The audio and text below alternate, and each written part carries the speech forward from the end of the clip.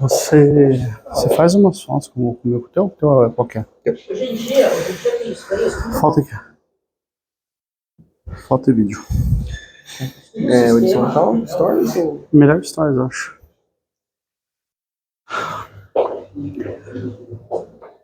Eu percebo o seguinte, eu descarrego uma coisa além de direto.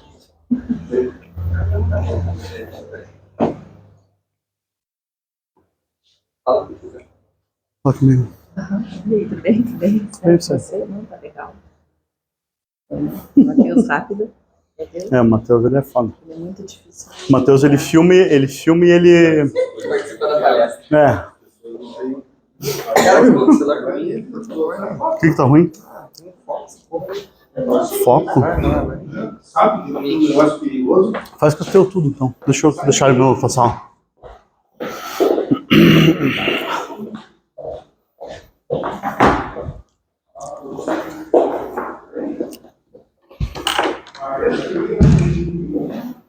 Matheus, pega aqui também.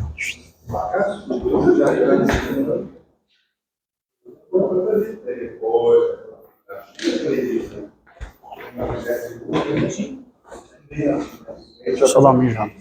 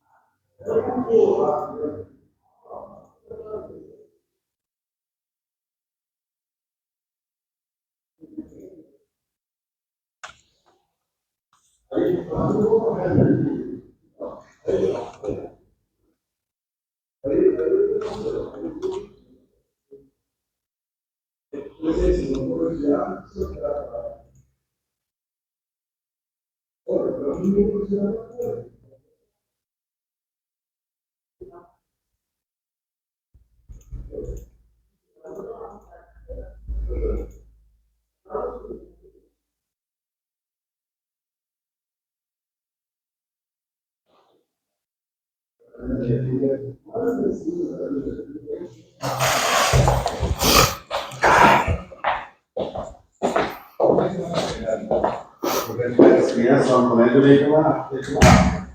Ou ele daí passa a galera, daí pega o açúcar e vai lá em cima, na vaca. Só qualquer minha.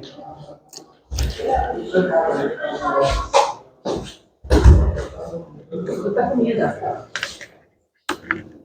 Faz parte. Vai sobrar congela, né? O cu, se você puder, faz uns stories no meio do negócio e marca o escritório.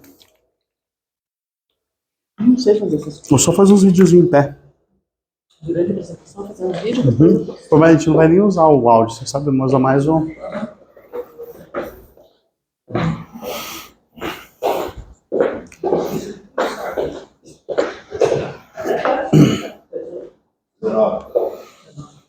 Deixei 2 horinhas aqui, porque vai que o relógio não vai saber, não. Oi? Ah, o Star? Mas nós tinha vaga aqui atrás, não tinha? Não tinha nunca vi. Não, tem estacionamento aqui. Tem, tem. Viu? Hã? Não, mas agora já tá mais organizado. Não, não tem nenhum carro atrás. Ai, ai. Então, vamos lá.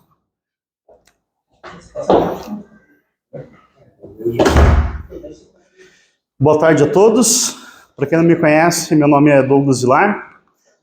Eu sou advogado. Hoje a gente vai falar, eu ia fazer um treinamento sobre a diferença da contratação CLT versus PJ. A maioria dos PJs acabam sendo MEI nesse tipo de relação. E falar quais são as vantagens e desvantagens, né, se existem, e como os tribunais superiores, o STF, o STJ, o STF e o TST, entendem sobre esse tipo de contratação. Tá? A dinâmica é o que? Eu não sou professor. Então, na medida que for tendo dúvidas, a gente vai trocando e a gente vai conversando sobre cada item. Tá? Pode ficar à vontade. Então, eu sou advogado, sócio fundador do escritório, trabalho desde 99 na área jurídica, sou membro das comissões de direito imobiliário, empresarial dos juizados especiais da OAB Paraná, tenho pós pela Escola Paulista de Direito e compliance anticorrupção também pela Escola Paulista de Direito. Tá? Sou advogado há 15 anos, termino agora. O resto, né, do escritório, os outros 2 sócios, o Schellbauer, o Dr. Vinícius, ele é mestre em Direito, tem pós-graduação, ele também é membro de comissões da OAB, e o Rafael Micheves, ele é advogado, contador, e é coordenador do curso de Ciências Contábeis da Tuiuti, além de ter uma dúzia quase de graduações. Qual que é a ideia, assim? Por que a gente contrata alguém, né? Qual que é a relação humana que existe? Então, quando você vai lá no café aqui embaixo e compra uma coxinha, você está fazendo um contrato. Quando você pega um ser humano e usa a hora dele, você está fazendo um outro contrato. Então, desde da CLT, que é de 1953, a gente vem amoldando as relações humanas. Né? Então, uns vão ser empregadores, outros vão ser empregados. E em que momento um tem mais força que o outro, né? Como que funciona isso na cabeça do judiciário, né? Por que eu vou me associar a alguém? Por que eu vou trabalhar para alguém? Porque eu vou fazer uma contrato de prestação de serviço com alguém, né? Então, o primeiro princípio é o seguinte: eu posso fazer um anúncio no Instagram, no Facebook, tenho vaga de emprego para PJ. Posso fazer isso? Eu devo fazer isso. Por quê? Desde o anúncio, eu tenho que ser claro com qual é o meu objetivo. Eu jamais poderia fazer o lançamento assim: a nossa empresa está inaugurando agora e tem uma vaga de empregado com salários de até 10 mil reais. Aí a pessoa chega, o negócio é o seguinte, vai ser um MEI de 50 reais por entrega, então você tem que fazer 1.000 entregas para você poder ganhar aquele valor lá. Então, transparência, honestidade, boa-fé é o que rege qualquer contrato. Inclusive, os contratos de prestação de serviço, quando você está falando na esfera civil, e o de trabalho, quando você está falando na esfera trabalhista. Então, no Código Civil, a gente tem o artigo 166, que fala que anula o negócio jurídico quando há uma mácula, né? Pode entender como uma mácula. O nosso contrato de honorários aqui é fantástico. Você vai, contrata, paga, se precisar fazer uma audiência, eu te cobra mais. Se precisar fazer um contrato, eu te cobra mais. Se precisar fazer Mas por que serve o contrato? Não serve para nada. Você só tem um contrato a cada ato da vida que você precisar e vou te cobrar um valor a mais. E o 422 que fala o seguinte, o 422 é uma sacanagem, porque tem tanto do Código Civil quanto da CLT. O 422 do Código Civil, ele fala o quê? Que os contratantes são obrigados a guardar, desde o início da contratação, desde o primeiro contato, até que o negócio seja entregue à boa-fé. Né? O que é a boa-fé? A boa-fé é aquele ânimo de fazer o bem. Né? Então, você está no negócio para prosperar. Então, você vai contratar lá o funcionário para que ele seja remunerado dignamente, para que ele tenha um sucesso na carreira dele dentro da empresa. Você contrata uma empresa para te prestar um serviço, seja interno ou externo, e você quer que esse contrato prospere. Né?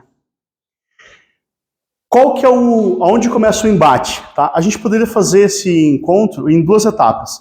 Um falando sobre a área civil, outro falando sobre a área trabalhista. Só que a ideia é o quê? É que dar um nó na cabeça de vocês, para que no final vocês entendam o seguinte: o direito é um só, a empresa é uma só. Falar que é direito do trabalho, que é direito civil, faz parte da organização de aprendizado, mas na vida, no dia a dia, o teu advogado, o teu departamento jurídico tem que saber das 2 coisas, para que ele consiga te colocar, olha, aqui, se a gente for assim, se a gente fizer um post falando que é contrato, vai ser trabalhista. Se é prestação de serviço, vai ser civil. Por isso que é bem bagunçada a apresentação, tá? Espero que vocês gostem. O que vale no direito do trabalho? Né? Você pega aqui na Vicente Machado 400, tem 50 juízes. O que eles estão fazendo ali?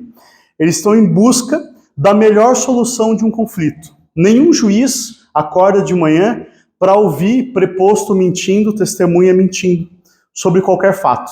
Né? Ontem mesmo eu tive uma audiência pela manhã e o meu cliente era um caso de PJ, eu falei para ele, fique tranquilo, só diga a verdade. Né? Você não quis contratar ele como funcionário. Foi isso que aconteceu? Foi. Você emitia nota, pagava com nota. Tá tudo certo. Aí o juiz começou a audiência e resignado com a nossa contratação, por ser PJ, por quê? Há uma primazia da realidade que todo mundo é trabalhador. Né? Você consegue colocar até o marido e a mulher como um empregado do outro. É bem fácil. Você pega os princípios lá, o marido obedece a todos. Né? Isso. Você acertou, você não tem contrato. Você viu? É isso. Casou, assim, Primazia da realidade. já sou empregado desde que eu assumi. Isso, exatamente. É que a morte trabalha. E aí, então, o que acontece na primazia da realidade? Por que ela é tão importante? Douglas, eu quero que você faça para mim um contrato, eu pago 100 mil reais esse contrato, desde que eu não perca uma ação trabalhista depois. Não adianta eu fazer um contrato lindo ou copiar ele do Google, perguntar para a Alexa como faz o contrato e no chat GPT para ver como é que faz o contrato. Por quê? Nas relações de trabalho o que vale é a primazia da realidade. É o que acontece no dia a dia. Então, eu vou ser contratado pelo Matheus para ser o advogado da empresa dele. E aí, olha, que é o seguinte, você não vai ter relação nenhuma de subordinação, você chega o que você quiser, tá tudo certo. Eu sou tranquilo, tenho um bar, né? Então fico bebendo até de madrugada, dia seguinte vou chegar meio-dia no trabalho. 9 horas da manhã, mensagem de texto, viu, cadê você? Você tem que vir aqui para a empresa. Ó, já passou do teu horário, né? Então, nitidamente, eu estou diante de uma cobrança, se eu estou diante de uma cobrança, eu tenho vínculo de emprego. Que é diferente de eu falar assim, olha, Douglas, você consegue me entregar esse contrato em uma semana? Né? Eu posso cobrar de um cliente, né, ou vocês, enquanto empresários, podem ser cobrados de um cliente um prazo? Na loja lá você não fala, eu entrego o produto em 7 dias? Na sua você não fala, ó, eu entrego o produto em 2 meses? Então, todo mundo pode ser cobrado. Inclusive, os juízes são cobrados pelo CNJ. Eles têm um prazo para julgar os processos. Então, ser cobrado é da vida. Mas a linha é tênue entre você estar no vínculo de emprego ou não. Então, cadê você, seu vagabundo? Você tinha que estar aqui às 9 horas? Subordinação, falta de autonomia. Ó, amanhã é o seguinte, amanhã eu vou trabalhar em home office. Tudo bem? Não, tranquilo, a gente não tem nenhuma reunião presencial marcada. Autonomia. O colaborador vai lá e escolhe a forma do regime que ele vai fazer. Então a gente tem contrato civil, primazia da realidade, que não é um artigo de lei, é um princípio, então ele norteia todo o ordenamento jurídico, e a fraude da CLT, que é o artigo 9º, que é o quê? Vamos fazer um contrato aqui, o seguinte, ó, a Convenção Coletiva de Trabalho fala que o piso é R$2.000, o vale de transporte, R$200, vale alimentação, R$100, auxílio não sei o que, creche, R$100, é R$3.000 tudo. Eu vou te pagar esses R$3.000 aqui, sem discriminar o que é, e tá tudo certo. Pode ser? Pode ser. Por quê? Porque eu tô dentro do mesmo valor, né? Qual que é o problema? Se esse teu contrato de pessoa jurídica for enquadrado como um contrato trabalhista, você pagou um salário complessivo, que é ilegal. Então você tem que discriminar cada tipo de remuneração. Então aqui é salário ou contraprestação, aqui é o que for, né? Vale transporte, vale refeição. Então você tem que discriminar, né? Muitos processos trabalhistas você acaba sendo condenado a pagar de novo algo que você pagou errado. Eu, não uma vez, recebi empresários aqui falando assim, mas o piso era R$2.000, eu pagava 4, e o cara ainda vai ganhar vale refeição, vale transporte, vale gás, auxílio creche? Vai. Por quê? Porque a tua contabilidade, a tua história de advocacia não te alertaram do que era obrigatório fazer o pagamento. Então, eu não posso fazer um acordo em que eu vou pagar menos do que o mínimo que está estabelecido lá nas convenções. Se a carreira não tem convenção, é o piso do salário mínimo. Então, lá hoje, R$1.320. Ninguém pode, por uma jornada de 8 horas diárias, 220 mensais, receber menos de um salário mínimo. Só os estagiários. Como é que funcionou, né? Só assim, bem rapidinho, na história essa evolução para a gente chegar nas decisões deste ano do TST e do STF. Lá, antigamente, todo mundo estava lá trabalhando na agricultura. E aí, então, tinha o feudalismo, para quem não lembra, né? Na 5ª série. Feudalismo, você tinha um pedaço de terra, e aí você pegava o teu amigo lá, falava para ele, ó, vem aqui, eu vou te dar esse pedaço de terra, tudo que você produzir aqui é teu. E aí eu vou te cobrar só um aluguelzinho do maquinário, né? E no final das contas o cara só conseguia comer, né? Todo o resto era para aluguel do maquinário. Tá certo ou não? É isso, né? Olha só. Essa daí eu arranquei da alma. Não, eu fui bem na apresentação de feudalismo. Inclusive foi a última que eu fiz antes dessa. Aí depois, né, com a evolução, vieram surgindo as novas formas de contratação. Né? Então hoje a gente tem lá aplicativos, o Uber é a grande vedete do momento, né?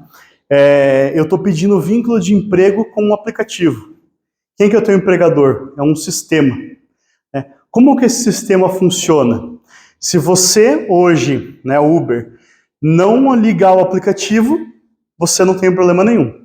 Mas se você ligar, você tem pessoalidade, porque o motorista não pode sair do carro, ele não pode dar o carro para outra pessoa dirigir. Ele tem subordinação, porque o aplicativo, o algoritmo vai mandar ele para a corrida A ou para a corrida B, não é ele que escolhe a corrida. E não é ele que escolhe a corrida também, por quê? Porque se ele rejeitar 3, ele toma o pênalti da empresa. Então, se você entender como funciona o Uber, você vai entender qualquer prestação de serviço. Você pega, Douglas, vou te contratar como advogado. Vem aqui para uma reunião agora. Porra, eu não vou. Vem aqui para fazer uma audiência. Perco a audiência. Acabou, o negócio está encerrado. Não satisfeito. Não tem outra chance. Se eu sou empregado, aí eu tenho que obedecer a gradação para uma dispensa por justa causa. Se eu sou um prestador de serviço, eu não preciso. Olá, tudo bem? Nessa seara, a gente passou da pessoa informal para um Uber, que ele é normalmente um MEI, né? Tem lá o transporte de veículos, e a gente vai para a contratação hoje de pessoas jurídicas plenas. Quando que começou, né, essa prestação de serviço da pessoa jurídica plena? Ela começou lá em 2005, tá? Que era o seguinte: Eu, como advogado, eu não tenho uma empresa que consiga pagar o meu salário. O meu salário é muito caro, né? Mas eu posso ser contratado para executar uma determinada tarefa. Eu sou muito bom em audiência. Então, minha audiência custa R$5.000. Vale a pena para a empresa me pagar por 1 hora, por 50 mil, sendo que ele só precisa de mim em 1 hora? Não vale a pena. Então, lá em 2005, eu estava o seguinte, se a atividade ela é muito específica, né? Um arquiteto, um engenheiro que vai lá fazer uma medição, um artista, né? Você vai contratar lá o Roberto Carlos. Como é que você vai fazer uma CLT com o Roberto Carlos? Não tem como, né? Nem a Globo consegue pagar o salário do Roberto Carlos. Então, lá em 2005, eles já criaram a brecha para chegar hoje na pejotização. Tá? Quem que é o cara que é o empregado? Né? O empregado é aquele que te doa a hora. Então, você vai me pagar 1.320 dividido por 220, tem o valor da hora. Você vai me pagar X por hora e eu estou aqui à sua disposição.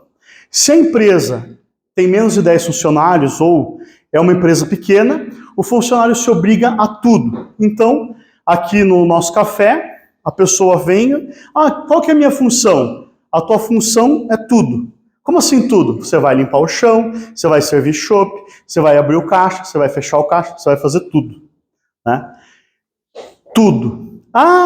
Tem acúmulo de função, desvio de função. Sempre eu tenho essa pergunta lá, né, no departamento das empresas RH. O que é acúmulo de função? Aqui no escritório sou eu e o Vinícius que cuidamos do negócio. Aí eu falo o seguinte, quer saber? Eu vou mandar ele embora, se nós dois fôssemos empregados, o empregador fala assim, vamos mandar o Vinícius embora, e aí você faz o serviço dos dois mesmo. Então, há uma vantagem econômica para o empregador. Ele tira o funcionário, aquele pobre coitado vai fazer o trabalho dos dois, então aí sim, ele acumula uma função. O fato de eu ter que fazer palestra, audiência, café, limpar o chão, não me dá um acúmulo de função. Só quando há o real benefício ao empregador. Tá? E o que é o desvio de função? Eu fui contratado como advogado, né? Então eu tenho um status social de advogado. Aí você pega aqui, 6 horas da manhã, eu estou limpando o chão. Pô, coitado do cara lá. É um esforço que ele tem que fazer que não é congruente com a atividade dele. Ou, por exemplo, eu sou contratado para ser o faxineiro, e aí a gente tem lá o nosso contrato e fala assim, poxa, o nosso preposto está com dor de barriga, o faxineiro vai ter que fazer audiência. Está fora da atividade dele. Então, há também o benefício e há um desvirtuamento daquilo que foi contratado. Aí é o desvio de função. Aí veio o 442 e falou o seguinte, isso aqui lá em 2017. O artigo 3º, ele é de 43, tá? Então, você tem lá o empregado, que é o clássico, né? O cara que está lá para te servir, dentro dos limites que a lei impõe. E aí você tem o 442B, que ele fala o quê? Mesmo que o cara tenha, não eventualidade, ou seja, ele vai todo dia na empresa, tá? Ele é exclusivo, quer dizer, eu trabalho para você e eu vou todo dia. Se atender todas as demais formalidades legais, não há que se falar em vínculo de emprego. Como que a gente traduz isso para o nosso negócio? Eu vou lá, anuncio, contrato prestador de serviço interno. Show de bola. O cara chega, amigo, o negócio é o seguinte aqui, você vai montar móveis, 3 mil por mês, que eu vou te pagar. No dia tal, você me emite a nota, 3 dias depois eu te pago. Beleza? Beleza. Faz um contrato de prestação de serviço, estipula a data que vai fazer os pagamentos, quais são os móveis que ele vai montar, ou com que frequência ele vai ter que montar. Olha, os nossos clientes são atendidos de segunda a segunda, de sol a sol. Beleza para você? Beleza. Quanto que eu vou ganhar? Você vai ganhar X por montagem, eu vou ganhar X por mês. Em tese, não tem problema. Eu gosto de X por montagem. Por quê? Se o cara não quiser montar, ele não ganha. Mas aí ele vai me ferrar. Não, daí você vai e troca, porque você está contratando uma empresa. Se você liga o teu celular e a TIM não está funcionando, você pega e muda para Vivo, muda para Claro. Né? Então, você perde a subordinação. Quando você tem um cara empregado, você fala, bichão, você está pisando na bola, você tem que vir. Senão eu vou te dar advertência, vou te fazer uma advertência oral, 2 por escrito e uma justa causa. A justa causa mancha o currículo do caboclo para sempre. E a gente tem a prestação de serviço. Por que assim tá essa zona? Eu estou falando de CLT, aí eu estou falando de prestação de serviço. Antes de 2017, eu não poderia chegar para um juiz do trabalho e falar assim, olha, essa pessoa aqui de carne e osso tem um CNPJ e eu tenho um escritório de advocacia e ele é advogado e eu mando nele e ele é meu. Eu não poderia fazer isso, né? A única coisa que eu tenho que dar para ele é autonomia hoje, né? Então, ele está aqui no escritório, o advogado trabalha comigo, está aqui no escritório, ele não tem horário para cumprir, só que ele tem que atender o prazo do Matheus, ele tem que fazer o contrato da Nádia, tem que fazer os documentos que a Andressa pede. A subordinação dele é ao cliente. Ele te ajuda no teu negócio.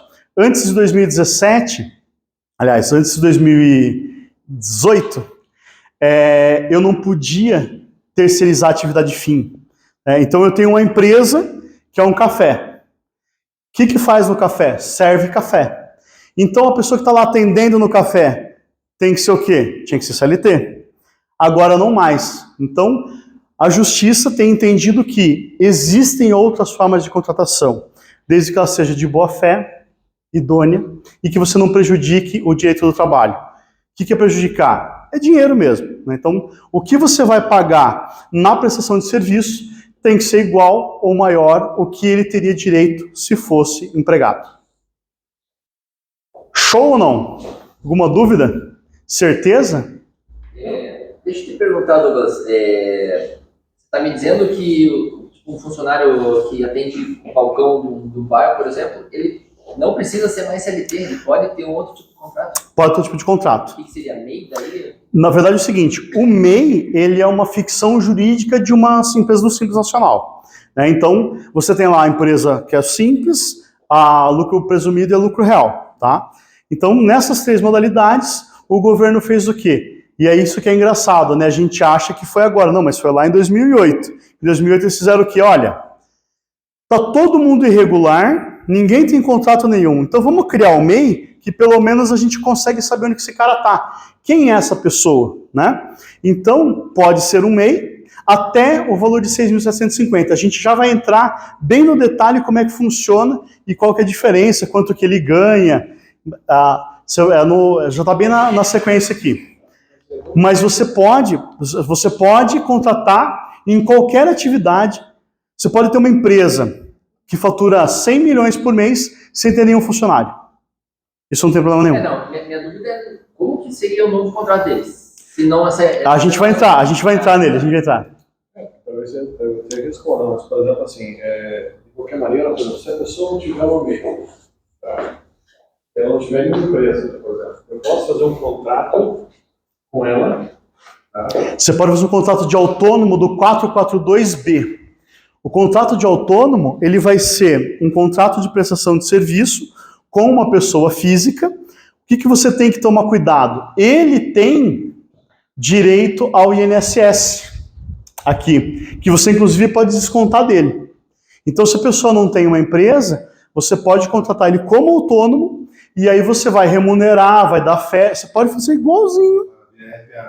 Via RPA, exatamente.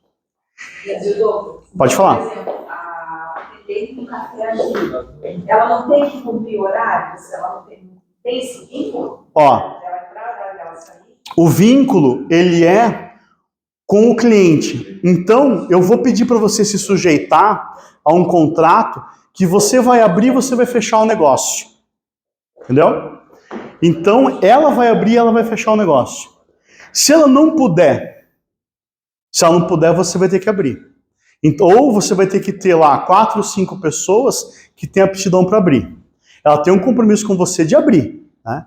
Só que se ela não fizer, ela vai ter que destinar outra pessoa para fazer. Tá, mas então, trazendo para a nossa realidade, um vendedor, ele também atende o cliente. Exatamente. Aí, se ele vai, por exemplo, frustrar o teu negócio, você tem que ter uma exigência mínima dele. Olha, a gente tem que estar à disposição, por exemplo, o vendedor de WhatsApp. você pode negociar com ele, olha, você vai estar trabalhando aqui para mim fisicamente, para atender também a pessoa que vem aqui na loja. Olha, eu não vou poder porque eu tô, sei lá, com algum problema. Beleza, então você vai fazer hoje de casa. Se aquilo for te frustrar, você pode rescindir o contrato. Mas você não tem autonomia da subordinação jurídica. Então você não pode ficar enchendo o saco dele porque ele não está indo. Traduzindo em miúdos. Por exemplo, um contrato que tiver uma prescrição de atividades, né? Tem que ter uma prescrição de atividades. Ela sempre vai ser mínima. Por quê? Porque, por exemplo, é o seguinte, no teu caso é o caso mais clássico e assim, eu tô bem careca dele porque eu divulguei para Dudoni. Então o que acontecia lá? O montador ganhava por montagem. O que acontecia? O cara, 7 horas da manhã, estava enchendo o saco do primeiro cliente e meia-noite estava saindo da casa do último. Era normal. O que aconteceu? A cobrança não era da Dudoni. Era do cara que ele ganhava por montagem. Então, eles ganhavam mais de 10 mil reais por mês. Isso em 98. Imagine o cara que não tinha nem quarta série direito. Porque é tudo móveis, né? Balcãozinho e tal. E como é que aconteceu? Como é que aconteceu nos processos lá? Não havia sucesso nas ações. Por quê? Ele recebia da empresa uma vez por semana, olha, instale esses daqui, aí a pessoa ligava para fazer a marcação da montagem, ela determinava a rota que ela ia montar, né? E aí ela montava aqueles, voltava, tem mais? Não. Qual que é o problema, por exemplo, no caso lá, vamos falar especialmente de uma loja de imóveis. Ó, o negócio é o seguinte, você tem aqui o cronograma, você vai estar às 8 horas da manhã montando o imóvel do Douglas, meio-dia montando do Matheus, 3 horas da tarde montando da não sei quem, 6 horas da tarde montando do outro. Porra, filha da mãe, por que você não montou os móveis lá? Porra, onde é que você tá? Você tá bebendo? Entendeu? Aí você começa a frustrar o negócio. Entende? Então, dentro das atividades que você vai estabelecer, o PJ, ele é legal em qual sentido? No sentido que ele consiga escalar o negócio dele. Então, tem que ser para a pessoa que vai estar executando uma possibilidade de ou aprender um ofício ou desenvolver um ofício e que ele possa montar um negócio. Por quê? Ele vai prosperar se ele for um puta de uma empresa e de repente terceirizar inteira a tua produção. Então é o seguinte, você tem lá 50 MEIs que trabalham lá individualmente. Aí você pega um cara e ele começa a se destacar, ele tem um método de produção diferenciado, ele tem uma organização melhor, ele tem um horário mais caprichado, e aí ele fala assim, eu posso pegar e colocar 10 caboclos para me ajudar a montar aqui? Para você não faz diferença. Por quê? É prestação de serviço, ele pode subcontratar quantas vezes ele quiser, desde que ele atenda LGPD da empresa, né, as políticas que você tem lá, de, sei lá, tem que entrar, colocar um calçado diferente no pé, enfim, as políticas da empresa.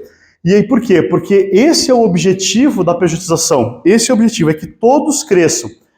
Você vai tirar um problema das tuas costas, que é o quê? Ter que ter 50 caras CLT para executar o serviço de 10 empresas de excelência. Entendeu? O norte tem que ser esse, né? Pode falar. Esse ponto que você falou, tipo, ele vai querer terceirizar o próprio serviço. Ele está lá produzindo bastante e ele consegue terceirizar. Essa terceirização dele é direto dele? Como que é o vínculo comigo da equipe? Então, o STF também falou que esse cara não tem vínculo. Porque qual que é o problema? Qual era o problema?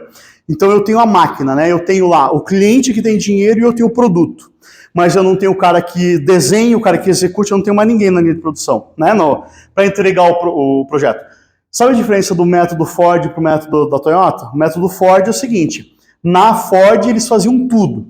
Então, tinha a linha de produção da Ford, ele começava lá com um balde de líquido de aço e terminava com o carro pronto. A Toyota fez o quê? Ela falou, não, eu vou pegar o talento do cara lá da Malásia que faz isso, o outro não sei aonde que faz aquilo, e a gente vai ter uma montadora, a gente só vai montar as peças. Então, qual dos negócios que é melhor? Hoje, em regra, só existe o Toyota. Né? É difícil você pensar num negócio que da fabricação à instalação seja a mesma empresa. Então, lá na Toyota, iniciou os processos de terceirização. Né? É que, como não é aula de história, né, eu não quis entrar no mérito, mas é interessante você entender essa diferenciação. Aí, o que acontece na nossa prestação de serviço? Né? Você tem que fixar com o prestador em cada negócio até onde ele tem que ir. Então, por exemplo, eu vou prestar um serviço para você num processo de 5 milhões. Eu tenho que ter um seguro específico para isso. Aí eu vou subestabelecer esse processo para um advogado, né, do meu escritório, sem reserva. Então eu vou passar o processo para outro cara. Esse cara, ele tem que ter igualdade de condições de te atender, né?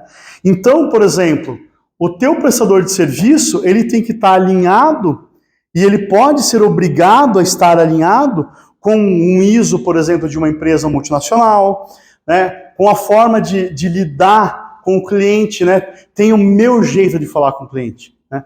Ó, eu gosto assim. Por que é difícil ter um negócio? Quando você é um autônomo, você vai lá e se você fosse o montador dos móveis, você ia lá, tratava bem a pessoa e tal. Agora não, agora você está fechando negócios milionários aqui e tem 50 caras espalhados na cidade, você não consegue ver todos ao mesmo tempo, né? Então, você tem que ter um alinhamento com o prestador de serviço e o teu negócio tem que ser vislumbrável para que não seja fraude. Então, não é só economizar dinheiro, entendeu? É fomentar uma empresa. Posso dar um exemplo aqui? Claro. Quero ver o que você acha. É que assim, ó, eu estou entrando com seguros. E a intenção é formar equipe, né? Formar uma equipe também para vender seguros. E se esse cara quiser, tipo assim, terceirizar, que eu digo assim, ó, ele quer formar a equipe dele, em vez de eu formar a minha equipe, eu tenho lá 2, 3, 4 caras e esses caras formam a equipe. Para vender seguro, eu não sei se tem... Você não pode facilitar o trabalho de legais, né? Então, por exemplo, você está regido pela SUSEP, então você tem que ver, por exemplo, se o tipo de seguro que você vai comercializar vai ter um responsável técnico, em regra tem, né? Então tem que ter um master lá, e é o que eu falei, e você vai se responsabilizar pela cadeia, né? Então, se você for, porque assim, tecnicamente chama subestabelecer, só que a gente popularmente entende como quarteirizar, né? Então, se você for subcontratar esse serviço, você é responsável perante a seguradora, no teu caso, pelo serviço porco que ele vai executar lá na ponta, entendeu?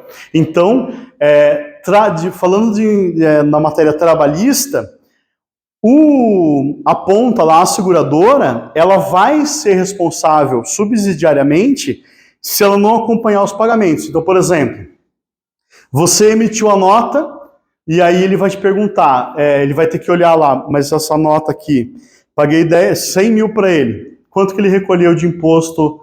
Ele não está recolhendo imposto. Opa, ele tem o dever de fiscalizar. E você também tem o dever de fiscalizar quem está abaixo de você. Há uma solidariedade tributária branca, que é o quê?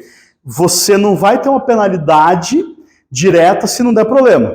Então, você pode pedir para eu, como advogado, vender teu seguro. Mas se tiver um problema, quem está lá com o contrato principal é que vai ser responsabilizado. Banco, por exemplo, admite o subestabelecimento, que é o quê? Eu tenho lá o contrato do banco grandão com o correspondente que tem abrangência regional, por exemplo, o Sul. Aí, no Sul, eu tenho lá o cara que é especialista em Curitiba. Aí, dentro de Curitiba, eu tenho o cara que faz INSS e eu tenho o cara que faz Paraná Previdência. Então, eu subestabeleço para esses dois. Só que todos eles estão vinculados ao banco. Então, o banco tem ciência inequívoca desses prestadores. Eles têm acesso ao sistema, eles têm login, eles têm tudo. O que é o empregado, né? O empregado, ele faz o quê? O que ele ganha?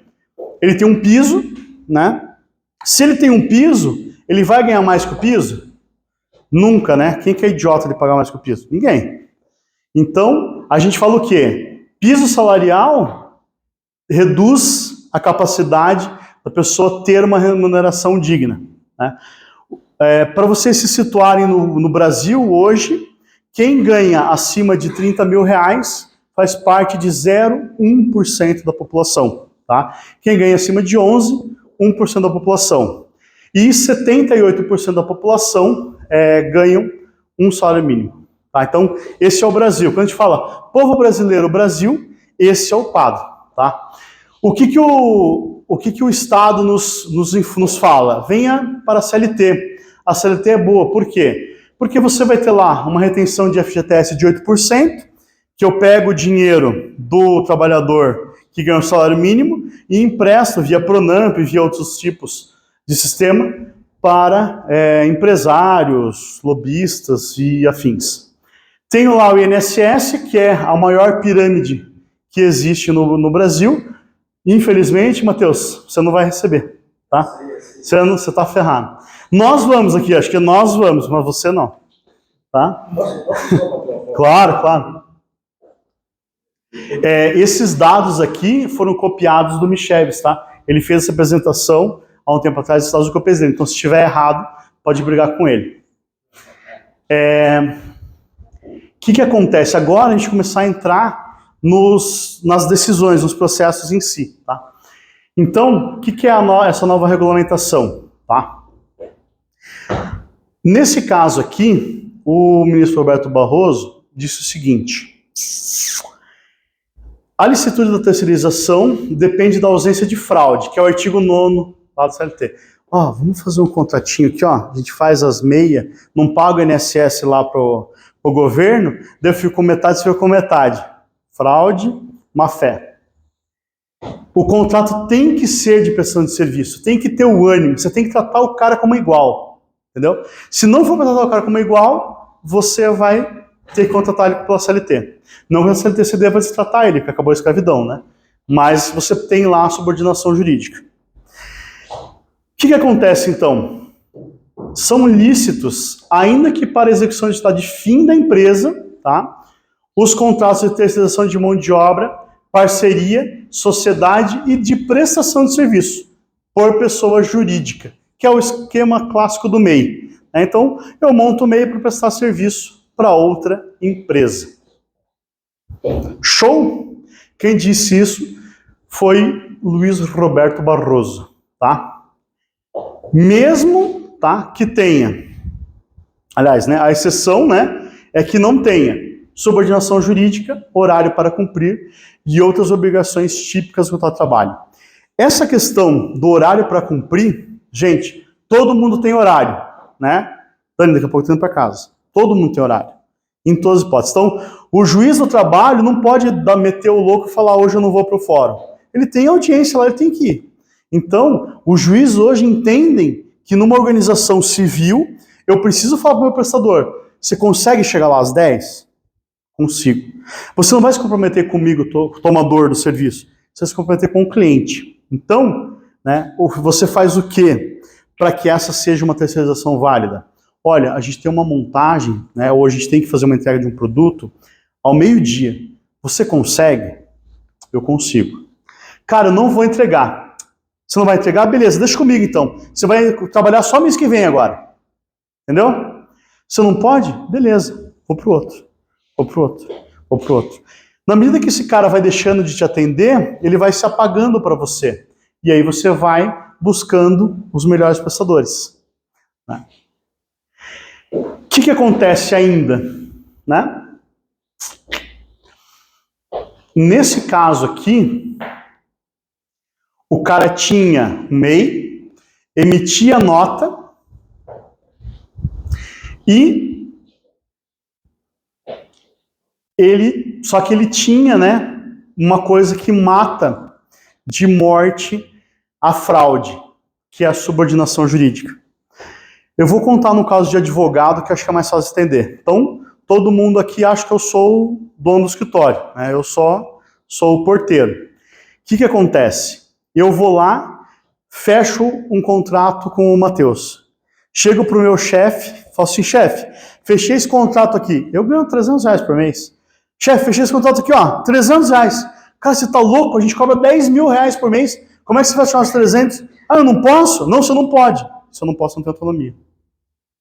Eu posso, para os meus advogados, falar para eles que eles não podem atender determinado tipo de processo de público? Eu não posso. Por isso que, se você vier aqui um determinado horário e tiver o Elon Musk, vai estar. Eu não tenho como impedir, sabe? Eles vão poder ser atendidos no escritório.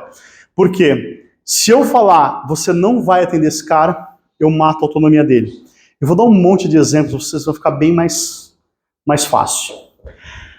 E aqui começa a dar um nó na cabeça. Só para entender, quando você Claro. fala com autonomia, você quer dizer que você está quebrando a regra porque você está colocando ele como subordinado teu. Isso aí. É isso aí. Mas subordinação não é, cara, você consegue montar os móveis às 10 horas da manhã? Subordinação é o seguinte, é o cara falar, Tem que estar não lá. vou, é o cara falar, não posso ir, aí você pegar e falar assim, então eu vou te descontar daquela outra comissão que você tinha direito. É você punir. Por quê? Na subordinação eu posso punir. Entendeu? Na subordinação eu puno. Se você não fizer, eu te mando embora. Se você não fizer, eu te desconto. Na prestação de serviço, eu não. A menos, lógico, que você coloque lá, por exemplo, olha, no meu contrato com o cliente, se eu não entregar esses móveis hoje, eu vou pagar uma multa de 10 mil reais. E aí você transfere essa multa pro cara, é legal.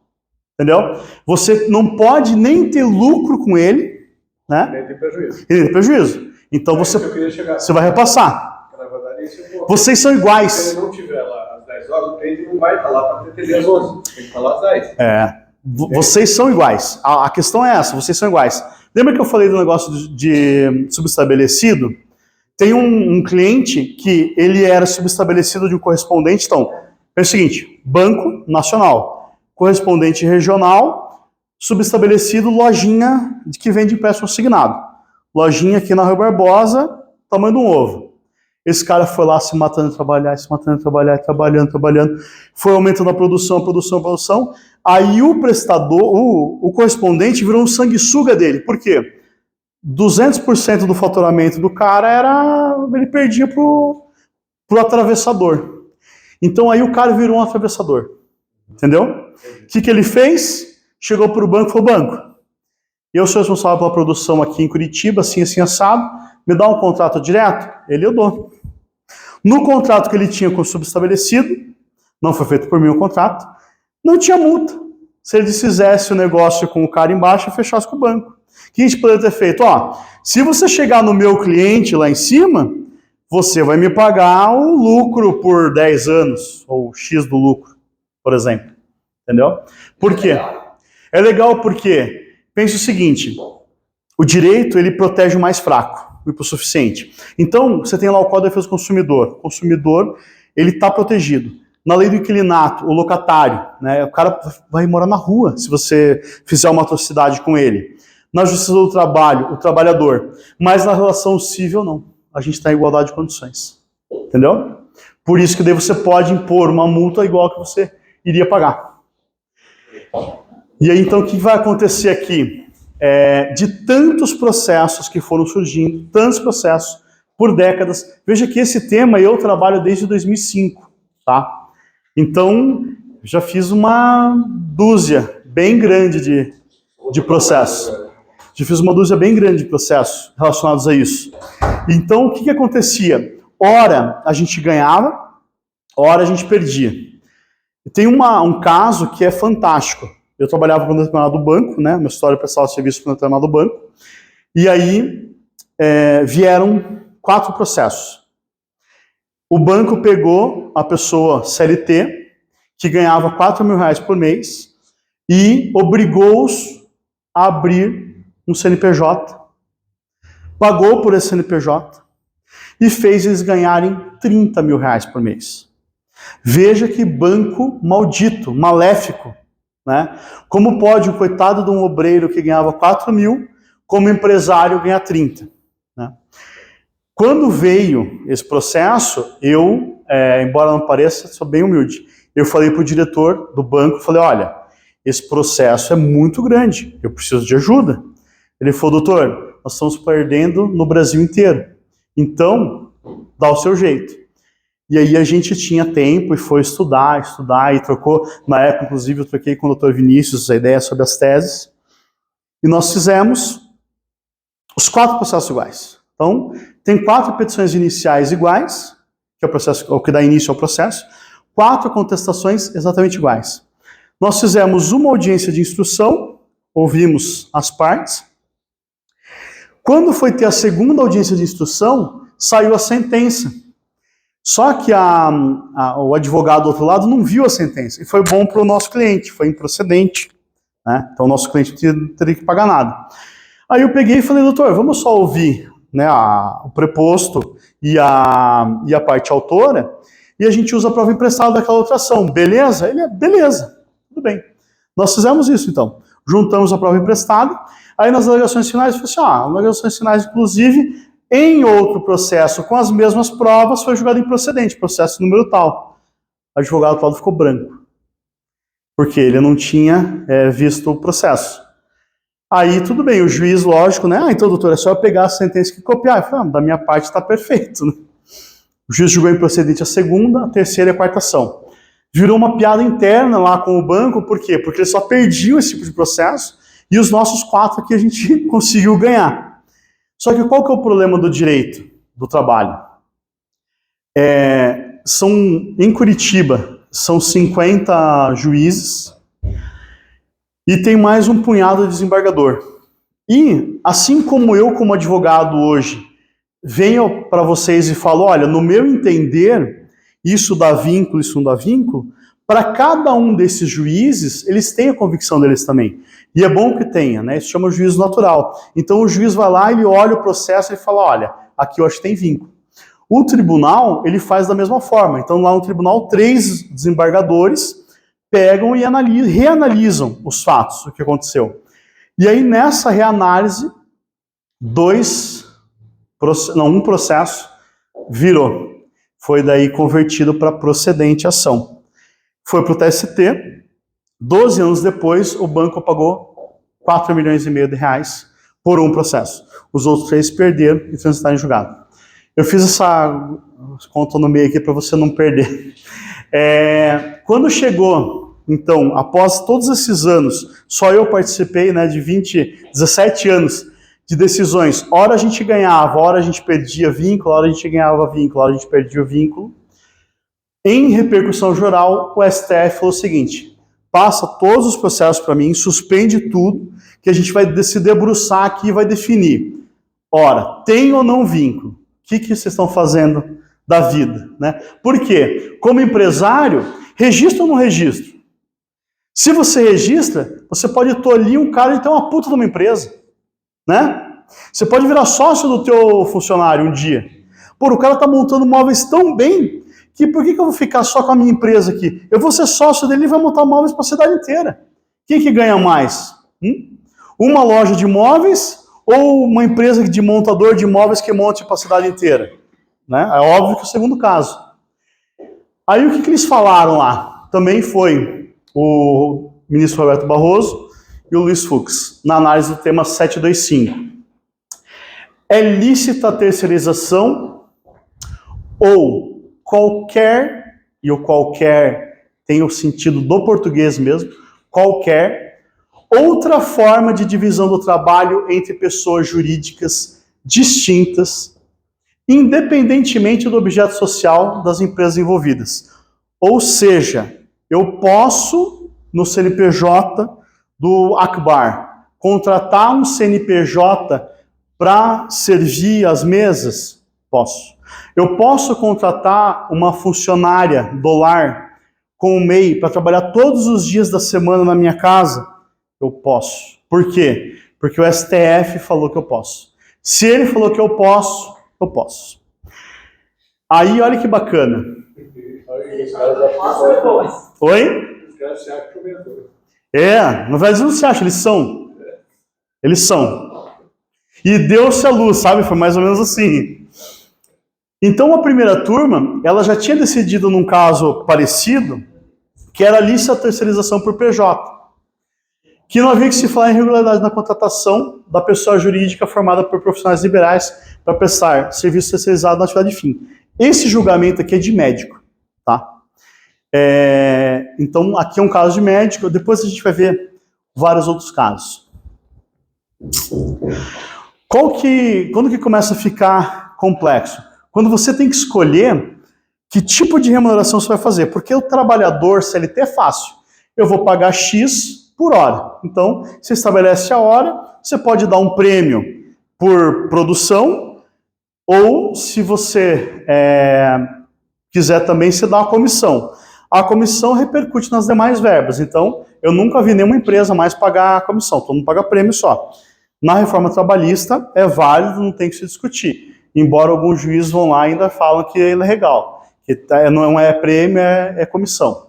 Mas isso é uma discussão que não vai levar a nada, porque se está na lei, a gente está seguindo a lei, prêmio é prêmio, comissão é comissão. Se você nomeou como comissão, comissão repercute nas verbas. Então é o seguinte, eu te pago R$1.000 por mês e 9.000 de comissão. Tuas férias vão ser de 10.000. Se eu pago R$1.000 de salário e 9.000 de prêmio, tuas férias vão ser de R$1.000. Entendeu? E se pagar comissão e prêmio, né? Sobre a comissão incide, sobre o prêmio não. Não, mas assim, eu posso ter um funcionário, né, registrado, né? Sim. Né, carteira assinada e tal, eu salário fixo, né? Esse comissionamento por fora. Então, aí que tá. A CLT, a reforma trabalhista, ela fez o quê? Ela fez com que o empregador não tivesse mais essa escolha. Por quê? Porque você paga como prêmio. Entendeu? Se você pagar por fora, é salário, não é nem comissão. Entendeu? É pior. Tem que ser prêmio. É prêmio, né? Mas aí o prêmio, só a palavra prêmio tem. Palavra prêmio. Pode ser E aí você tem que ter... comissão, mas e prêmio. E aí você tem que ter de forma idônea. Ó, se o advogado aqui fechar um contrato de honorários de R$1 milhão, eu pago um prêmio de R$500 mil. Beleza? Beleza. Né? Eu não apresento assim, Claro. Desculpa, Não, mas o evento é para isso. assim, né? Então, tem um vendedor lá, né? Então ele tem a meta dele, né? Então lá, sei lá, 80 mil. Aham. Se ele passou da meta 80 mil, ele ganha prêmio. Sim. De 80 mil sei lá, 100 mil, um prêmio maior. Isso. Né? E vamos falar agora... E vai escalonando. Vamos falar sobre o prêmio ao invés de falar comissão. Exatamente. Porque até então, no mercado em geral, você fala em comissão, né? Isso é líquido. O que acontece? Aí, infelizmente, depois eu vou cortar do vídeo, o Everson não vai ver, que é o nosso contador. Os contadores, eles morrem de medo de processo trabalhista. Por quê? Eles têm medo do juiz. Então, eles pegam lá o que o pai deles, que era contador, ensinou, e eles vão fazendo a mesma coisa, né? Quando veio a reforma, antes da reforma trabalhista, o artigo era o mesmo, já falava. Prêmio não tem, comissão tem. Só que daí o que aconteceu? Eu pagava lá, e o prêmio não podia ser maior do que o salário, né? Então, tipo, você ganhava R$1.000 de salário e 50 mil de prêmio. O judiciário fez o quê? Cara, você está fraudando. Isso aqui tem natureza de comissão. Natureza de comissão, eu vou te ferrar. Como que é, se você for fazer uma divisão correta, tá? Se eu fosse fazer uma consultoria para você. Desconto, pontualidade. Por exemplo, se o cara não faltar nem um dia no mês, CLT, você paga mais quinhentão. Você tem lá na tua empresa, todo mundo falta todo mês. Você dá um prêmio de quinhentão se ele não faltar. Beleza? Beleza. Ou, por exemplo, o seguinte, o mercado está muito difícil, os caras estão ganhando mais do que o piso. Então você paga o piso e dá um prêmio de quinhentão se o cara não faltar. Se ele não faltar por 12 meses seguidos, você dá mais um salário para ele. Entendeu? Se a loja atingir 500 mil, você dá mais R$100 para ele. Se a marca der mais um prêmio de 100 mil, você dá mais R$30 para ele. Você não vincula obrigatoriamente a produção. Tecnicamente, quando você vincula a produção, você está falando de comissão. Mas ninguém tem como esmiuçar isso, tá? Eu vou falar no final, porque é muito difícil para o juiz retroagir no tempo, olhar como se dava a prestação de serviço em todos os itens. Porque, veja, o cara não vai reclamar só prêmio. Ele vai reclamar hora extra, ele vai reclamar que você batia nele, que a esposa ia lá e xingava todo mundo, que o nosso amigo ali ia lá e metia o pé, que o advogado ia lá e chutava todo mundo também. Então, o pedido dessa diferença de prêmio para comissão, ele vai ficar ali no meio da gaveta. Quando chegar lá em cima, né, no tribunal, a discussão é o quê? Prêmio repercute nas verbas ou não? Se a CLT fala que não, acabou. Nunca perdi, depois da reforma trabalhista, um processo de trocar a nomenclatura de prêmio para comissão. Tá? Sempre que você puder mascarar, é melhor. Por exemplo, como é que chama, Matheus, o mínimo da... Quanto que a empresa tem que faturar para sobreviver? Como é que é o nome lá em inglês? Ponto de equilíbrio. Então é o seguinte, teu ponto de equilíbrio lá é 1 milhão. Beleza, então você tem que colocar todo mundo que está te dando dinheiro para produzir aquilo. E aí, se o cara passar daquilo, você fala, pessoal, se a empresa passar de 1 milhão, a gente já vai dar um prêmio aqui. Você não precisa necessariamente falar o seguinte, para cada R$1 que você me der, eu te dou 1 centavo. Entendeu? Fazer uma comissão escalonada no faturamento claro, digamos. Mas uma coisa eu fiquei preocupado aqui, né? Esse prêmio. Essa que é a ideia do evento, tá? É ficar preocupado mesmo. Você comentou aqui que o prêmio nunca pode ser maior que o salário. Em regra, não. Em regra, não. Por quê? Na verdade, né? Porque se eu sou um vendedor. Só que qual que é o detalhe? Mas qual que é o detalhe? Se o salário está calcado na CCT, na convenção coletiva, beleza. Porque daí a convenção coletiva de cada categoria, eu não sei todas de cabeça, vai falar, é proibido ter prêmio superior a 100% do salário. Entendeu? Aí a convenção provavelmente vai estar te falando alguma coisa. Aí a gente vai ter que dar uma olhada na convenção. Então vamos supor assim, a vida inteira lá funcionário fez 5 anos. A vida inteira lá comissão. Comissão. Hoje eu posso trocar prêmio. Aí... Isso é porque dizem que você não pode mexer em percentual. Não. Né? Na verdade é o seguinte, você não pode reduzir o proveito econômico. Tá? Qual que é o cálculo do proveito econômico aí? Esse prêmio não vai ter o FGTS, mas também não vai ter o INSS. Entendeu? Então alguém que ganha, por exemplo, R$4.000, os dois lados ganham. E aí qual que é o detalhe? Risco, tá? Se não tem nenhuma criança aqui, a ideia é o quê? Você pagar aquilo que é o correto, o justo, mas também o mínimo, né? Então, assim, é melhor, se você não conseguir terceirizar lá para um prestador de serviço que vai te dar muito lucro, que você tenha um negócio sob o teu controle. Então, cálculo de risco. Se você pegar agora e virar tomada, todo mundo amanhã é prêmio. Uns vão sair, vão entrar na justiça, mas no final das contas, a empresa vai sobreviver por 40 anos. Então, eu estou com medo de 10 ações trabalhistas discutindo prêmio. Mas e quantos anos ainda vai existir a empresa? Entendeu? Por causa de uma mácula, né? De um passado, você vai deixar de ter esse benefício no futuro? E aí aquele negócio, é o sentar e conversar com a equipe e falar, foi feito errado até aqui, a gente vai fazer assim, beleza? Eu não quero. Então tá bom. Aí você pega, dispensa e busca outro que esteja alinhado com a empresa. Eu queria também colocar uma dúvida aqui, que é com relação à imobiliária. Corretor, o que é o correto do contrato de trabalho dele? A gente vai chegar aí. Pô, estou te sacaneando, né? Eu estou muito devagar. Você sabe que nas palestras de corretores, sempre que o cara fala, é o próximo slide, o meu gancho está muito truncado. Eu vou passar só rapidamente, sim, que é uma dica que a gente sempre faz errado, tá? Quando o MEI, você vai lá e beleza, escolhi, quero contratar o cara como MEI. Quando o MEI ganha mais do que o piso lá do imposto de renda, tá? Então digamos o seguinte, imposto de renda é 28 mil por ano. Quando você passar dessa arrecadação, obrigatoriamente, não é eu posso, obrigatoriamente, você tem que recolher ou falar para o teu prestador recolher o imposto de renda na pessoa física. Por quê? Há uma confusão patrimonial entre física e jurídica no MEI e ele é obrigado a recolher o imposto de renda da pessoa física. Ninguém faz isso. Ninguém faz. Mas todas as transações de PIX hoje são vistas pela Receita Federal. Em 2019, transações bancárias acima de R$100 mil eram verificadas. Todas as fraudes que vocês viram nas últimas décadas, transações até R$99 mil. Né? O e-Financial de 2020, ele já vem R$2 mil. Então, todas as transações acima de R$2 mil já são vistas pelo fisco. Tá? Então, aqui, eu vou ter um MEI até 6.750 por mês. Se num mês ele ganhar 8 mil e emitir nota de 8 mil, ele já está desenquadrado, ele já vira um Simples Nacional. Show? Qual seria o cálculo se o cara ganhasse 6.750? Seria o imposto de renda na pessoa física, não na jurídica, de R$ 396,62.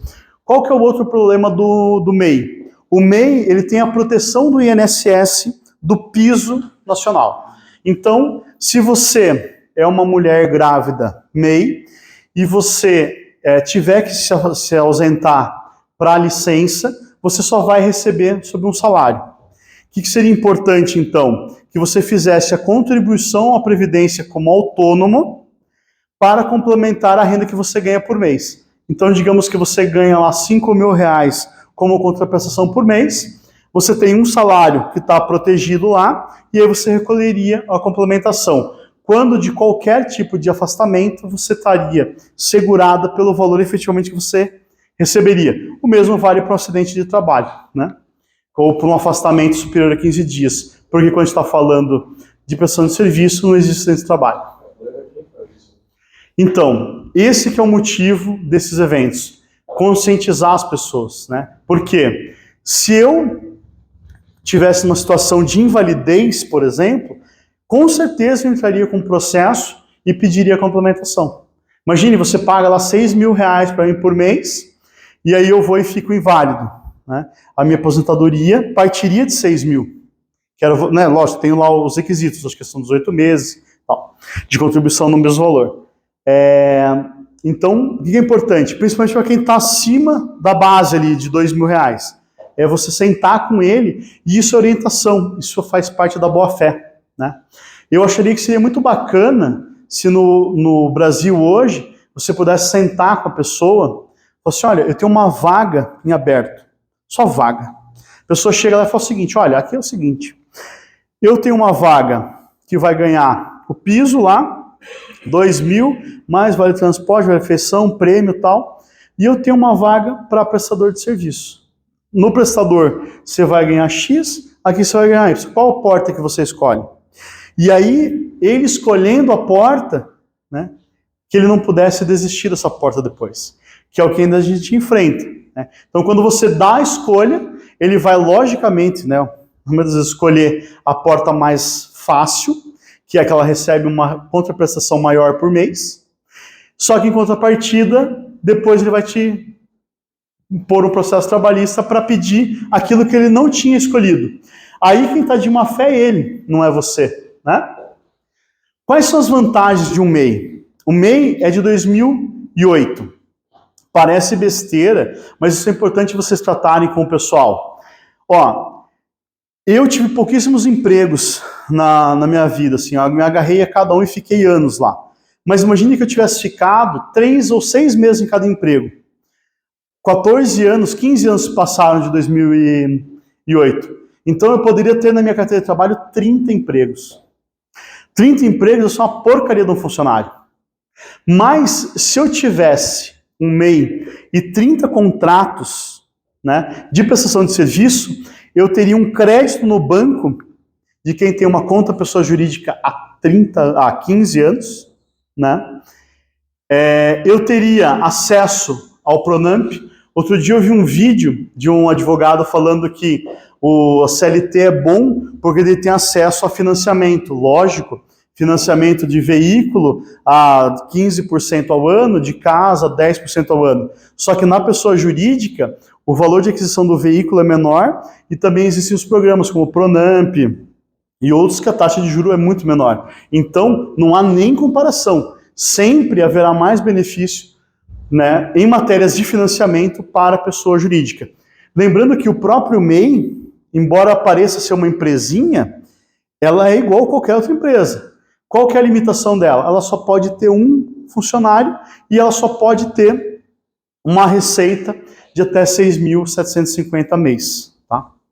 Tem um projeto que quer mudar para 200, outro quer mudar para 130, mas o que está valendo hoje é isso. Então, qual que é a vantagem do MEI? Você vai ter o CNPJ, você não tem que pagar alvará, você não tem licença, e você vai emitir notas contra a pessoa jurídica obrigatoriamente e contra a pessoa física de forma facultativa. Então, se o MEI lá, por exemplo, o jardineiro, ele vai limpar a sua casa, ele não precisa emitir a nota. Se ele for limpar a sua empresa, ele precisa emitir a nota. Lembrando que o sistema hoje é interligado. Então, se você pagar do seu CNPJ para ele, ele tem que emitir uma nota contra você. Senão, ele pode cair lá numa eventual malha fina. A SLU, todo mundo acha que ainda existe a Eireli, né? A Eireli já saiu do cenário faz 3 anos. Mas eu posso fazer uma SLU. A SLU é a Sociedade Limitada Unipessoal. Então, se eu tenho um amigo, eu posso fazer uma limitada. Se eu não tenho um amigo, eu faço uma SLU. Eu faço uma empresa individual. E aí tem as faixas de alíquota, né? Pensando lá numa prestação de serviço. Lógico que existem vários tipos de empresa e vários tipos de faixa. Às vezes o pessoal fala assim, mas eu não posso ser MEI porque eu ganho 10 mil reais por mês. Beleza, abre uma SLU. 10 mil reais por mês, você vai cair na primeira faixa. 400 reais de imposto, faz daí um prolabore de um salário mínimo, vai recolher mais 11% de imposto, mais, de INSS, mais, sei lá, 200 reais. Com menos de 1.000, você fica totalmente legalizado. Quais são as 6 vantagens, né? Você está dentro do cenário nacional, ou seja, você não está na informalidade, você vai ter um negócio. Aí eu coloquei lá, que eu já falei para vocês, né, o histórico desde 2009, então ele teria lá um grande lastro bancário. Que mais? O crédito facilitado. E também ali alguma hipótese de blindagem patrimonial. Por quê? Porque, digamos, você tem uma dívida, você comprou um carro, uma pessoa jurídica, e teve um problema, não conseguiu pagar e tal, enfim, e vão te executar. Primeiro eles vão buscar lá o CNPJ para depois na pessoa física. Lógico que legalmente, quando é SLU ou quando é MEI, você pode afetar direto o CPF. Mas, em regra, os bancos acabam indo só para aquele que está lá nomeado no contrato. Douglas, a diferença da SLU para uma empresa limitada é somente a tributação? É 1 ou 2. Limitadas são 2, SLU é 1. Mas é a mesma empresa. É a mesma empresa. Depois da Lei de Liberdade Econômica, quando você tem uma limitada, antigamente era o seguinte, foram lá penhorar a conta do escritório. Sou eu e mais 2 sócios. Não tem dinheiro na conta do escritório. Não pode uma empresa não ter dinheiro na conta. Logo, fraude desqualifica a empresa e faz a busca direta dos sócios. Agora, depois da Lei de Liberdade Econômica de 2019, o credor tem que entrar com ação de desconsideração da personalidade jurídica também e provar que a gente agiu em fraude. Então, por exemplo, digamos o seguinte, eu vou lá, perco um prazo de um processo de 5 milhões. Liquida o meu escritório. Mas foi uma coisa que não foi por má fé. Não foi eu tirar o dinheiro da conta da pessoa jurídica e jogar na pessoa física. Isso é fraude, né? Se eu não for retirar de lucro, isso é fraude.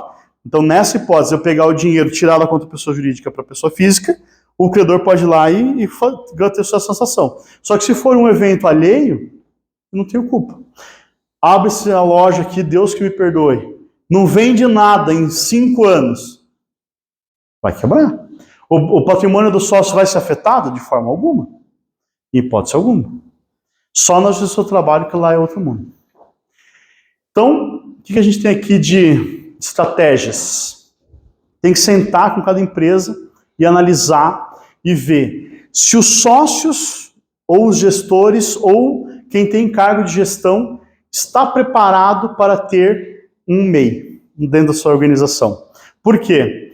Muitas vezes a gente vem de uma cultura em que eu estou lá, eu tenho empresa já há 20 anos, eu nunca tinha ouvido falar desse negócio de contratar PJ embaixo de mim, e eu quero chegar lá e mandar em todo mundo.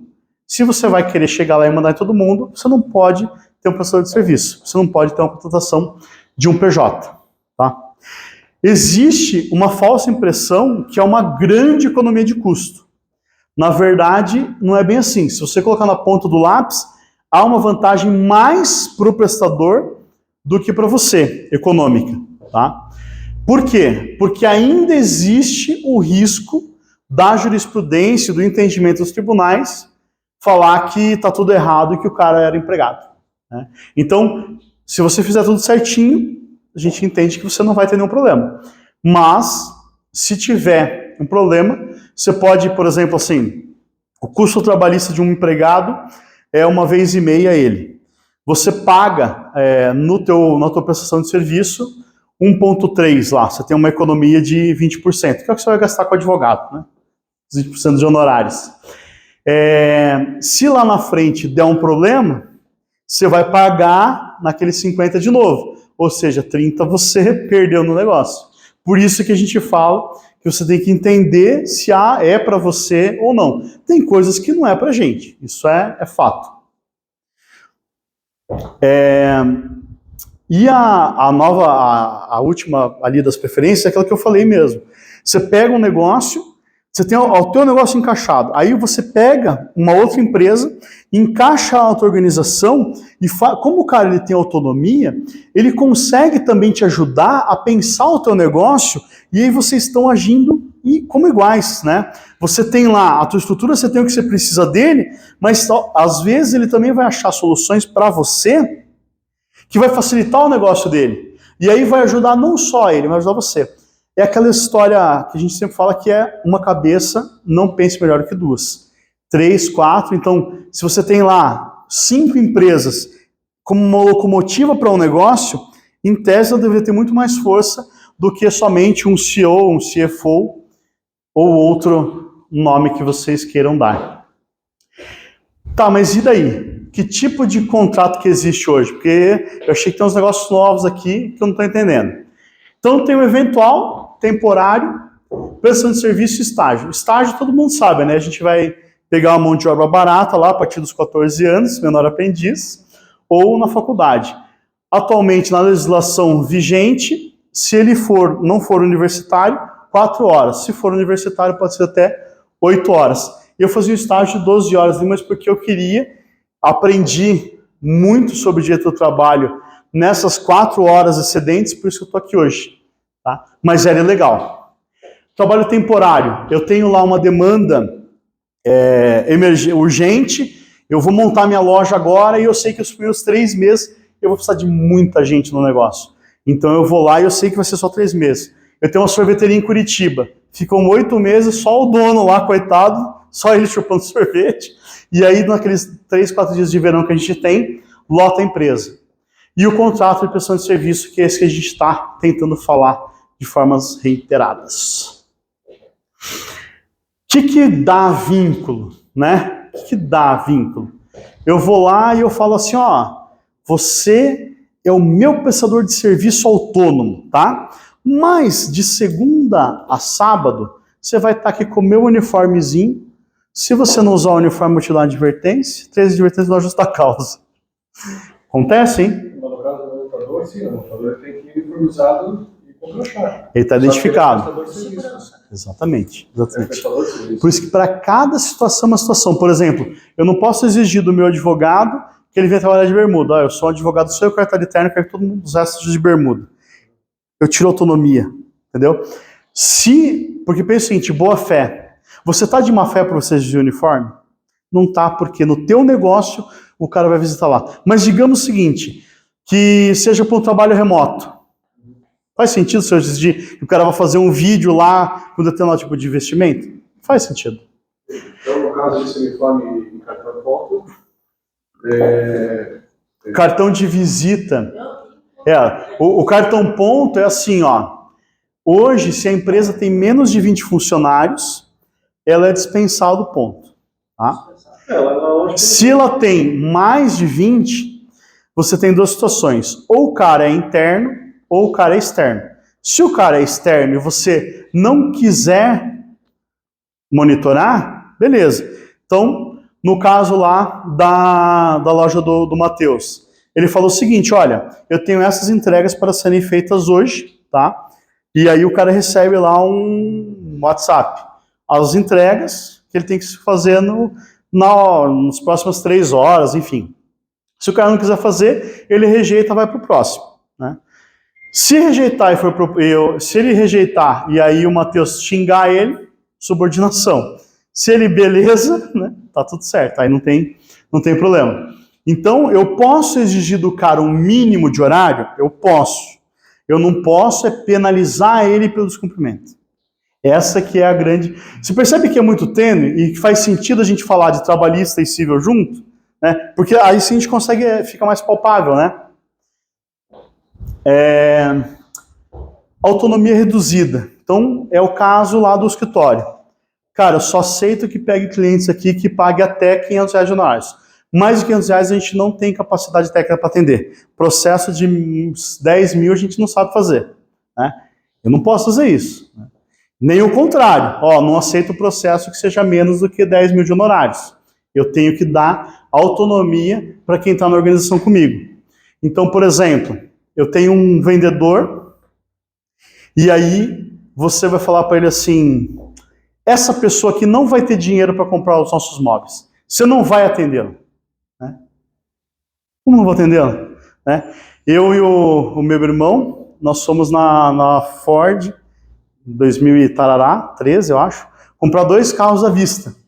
A gente foi jogar tênis à tarde, estava sujo. A gente chegou na Caoa Sherry, não atenderam a gente. A gente atravessou a rua e fez a alegria da vendedora. Batemos a meta dela um dia aleatório, às 5 horas da tarde, de novembro. Ferramentas de trabalho, isso é muito importante. Eu fico com dó que o cara que vai prestar meu serviço tem um celularzinho velho. O notebook dele é velho, sabe? Eu vou dar ajuda para ele. Eu vou dar um notebook para ele trabalhar. Eu vou dar o celularzinho mais moderno para ele trabalhar. Eu vou dar um carrinho para ele trabalhar. Eu vou dar uma lojinha para ele trabalhar. Você está tirando a autonomia dele. Por quê? Ser prestador de serviço implica em ter ônus financeiro para a atividade empresária. Então, ele tem que ter alguma despesa. Que seja só os R$66 do MEI. Se ele pagar o MEI, ele tem despesa. Se você pagar o MEI para ele, o juiz pode falar, ele não teve despesa, é vínculo de emprego. Mas nós estava ajudando. Nós não estava ajudando. Nós estava fraudando. Mas assim, esse livro aqui é o mais importante. Não se desespere, tá? Eu vou fechar a empresa, vou arrumar um emprego de CLT, né? Mais fácil. Tá, e daí? Que documento que eu preciso? Né?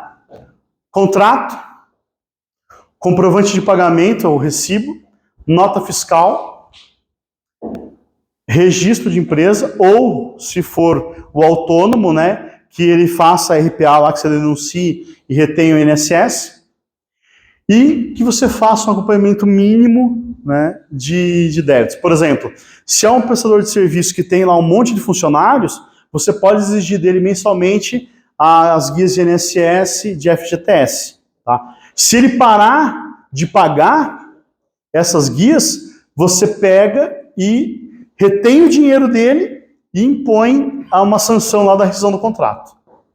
Só para...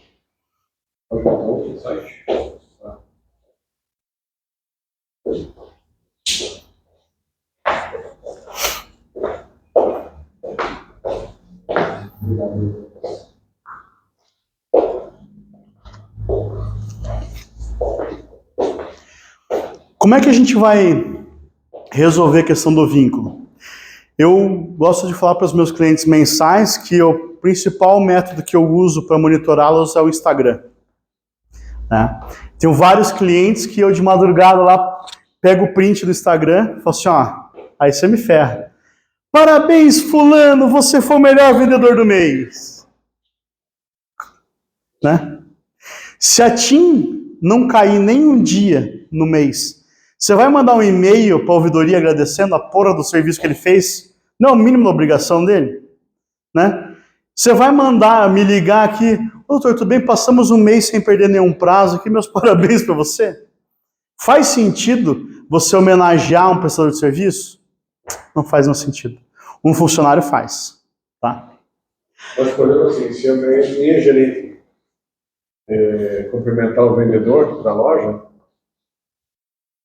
é uma coisa. Agora, se eu cumprimentá-lo, é diferente? Não, veja, se for CLT, Beleza, você vai incentivar, o cara é teu funcionário. Não, mas Se ele é teu prestador, Não, mas assim, eu tenho, por exemplo, tá? A gerente não é CLT, gerente é prestador de serviço.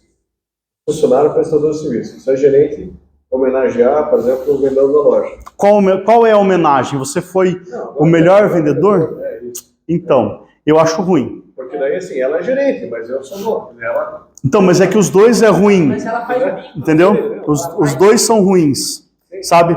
Então, assim, Ela conta o que está acontecendo. porque qual que é a ideia? A ideia é que você homenagearia o escritório de advocacia que te presta serviço? Você não, infelizmente não. Né? Então, se você não homenageia o seu contador, não tem por que você homenagear o seu prestador de serviço. Você pode fazer uma foto final de ano, olha, todos os nossos prestadores, confraternização e tal. Agora, quadro, meta, nome, tipo assim, é o CNPJ Zezinho no MEI, né? Zezinho não sei o quê. Parabéns, José da Silva, bababá, né? Não existe esse cara, porque é uma empresa, entendeu? Então, o que você tem que pensar na hora de você estabelecer o vínculo? É difícil, sabe? Eu acho assim, são 2 ou 3 anos, todos os dias você pensando, para você chegar num nível de falar assim, cara, eu nunca mais vou ter um processo trabalhista. Assim, como é que você está dando uma loja, tem que ter tem que dar um vendedor, meta, se bateu, tal. Sabe, é complicado, né? Não precisa ter meta. Você precisa ter um negócio para você ter o teu lucro como dono. O teu lucro como dono é o quê? Eu quero ganhar R$1.000 por mês, quero ganhar R$100.000 por mês. Qual que é o custo operacional do todo? É 1 milhão. Beleza. Então, a empresa tem que dar 1 milhão. Mas você não vai me agradar? Não, eu vou te mandar embora se você não fizer 1 milhão. Entendeu? É inverter a cabeça. Por quê? A gente tem o que faz a CLT? Né? O que faz a linearidade da justiça do trabalho hoje? Você tem lá o pai e mãe, e eles te dão alguma coisa. Né? Então, a gente, enquanto ser humano, foi acolhido, né, a maioria das pessoas, pelo pai e pela mãe, que nos davam algo. Quando você faz 18 anos, você vai para o negócio, você vai para uma empresa, e aí você exige que o patrão faça. E aí você, quando vira patrão, você quer pegar e quer... eu vou cuidar da pessoa igual. Não. Você pagar um prolabore, um salário, ou uma prestação de serviço para a pessoa, é para ela cumprir a obrigação dela. Né? Como é que você vai motivar ela? Ela tem que se motivar. É o inverso, sabe? Então, assim, gente, o teu contrato é de 10 mil por mês. Mas se você não chegar em 200 mil, eu vou te pagar só 4. Né? Se você chegar só em 100, eu vou ter que trocar o prestador. Entendeu? Essa é a lógica do negócio. Por quê? Chega para o teu franqueador e fala o seguinte, franqueador, estou com o meu negócio aqui, você consegue me pagar 100 mil se eu não vender nada? Ele pode até fazer 1 ou 2 meses, o terceiro ele te chuta. Entendeu? É a mesma lógica. Entendeu? É a lógica do cara que está acima de você, que você tem, que é, lógico, se for esse o desejo, né? Se a pessoa que está lá na ponta entender isso. Se ela entender isso, o negócio funciona. Se ela quiser um pai, aí tem que ver se você vai querer continuar sendo esse pai para ela. Flexibilidade, né? Você tem que ter, por exemplo, assim, salão de beleza. O barbeiro tem a lei lá que regulamenta a profissão deles, e aí então ele tem lá, semana que vem, ele trava a agenda dele quarta-feira, quinta, sexta, nesses dias ele não vai trabalhar. Beleza, o dono do salão não pode fazer nenhuma atitude contra ele. Por exemplo, você tem lá 50 empresas que fazem montagem para você. O cara, semana que vem eu vou estar montando lá em Paris os móveis, não vou poder te atender. Beleza. Entendeu? Não há como você pegar e impor para o prestador de serviço algo que vá tolir a autonomia dele. E o bacana, o legal é o quê? É você pensar essa contratação por projeto, né? Que é o quê? Sair da regra do estou te pagando por hora para estamos num negócio juntos. Você faz isso e eu faço aquilo. Quais são as cláusulas que tem que ter nesse contrato de prestação de serviço? Prazo, né, uma duração lá, 6 meses, 12 meses, 5 anos. Subordinação,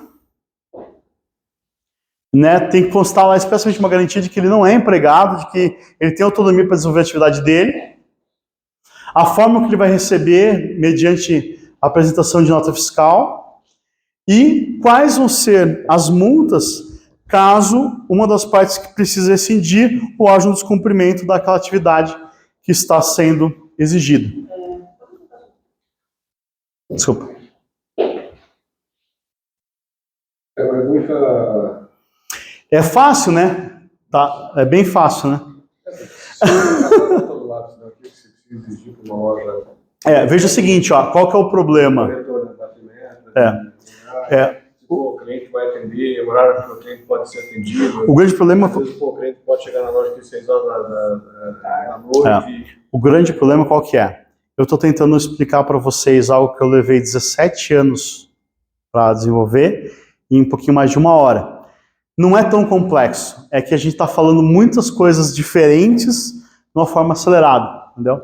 Mas dá para fazer, você vai ver que dá. Aí eu trouxe para vocês vários casos nossos de vários nichos diferentes. Então, por exemplo, aqui, advogada. Essa cliente nossa ganhou o vínculo de emprego sendo advogada. Por quê? Ela analisava uma contestação, tinha um software com as contestações prontas. Se ela achasse que um parágrafo estava errado, ela tinha que abrir um chamado para um outro advogado acima dela mudar a contestação. Imagine, a gente tem um processo trabalhista lá, eu mando para você a defesa. Eu acho que assim a gente tem que fazer a defesa. Você fala, Douglas, aqui eu não concordo, que isso está errado. Aí eu volto, falo assim, o cliente falou que está errado. Então peraí, você tem que mandar para o outro corrigir. Se eu corrijo, eu estou na ponta com o cliente. Se eu corrijo, eu tenho autonomia. Se eu dependo do terceiro, eu não tenho autonomia. Entendeu? Esse processo aqui, quase, R$816 mil de um advogado, vínculo de emprego. Primeiro grau, sucesso. Segundo grau, a gente está esperando.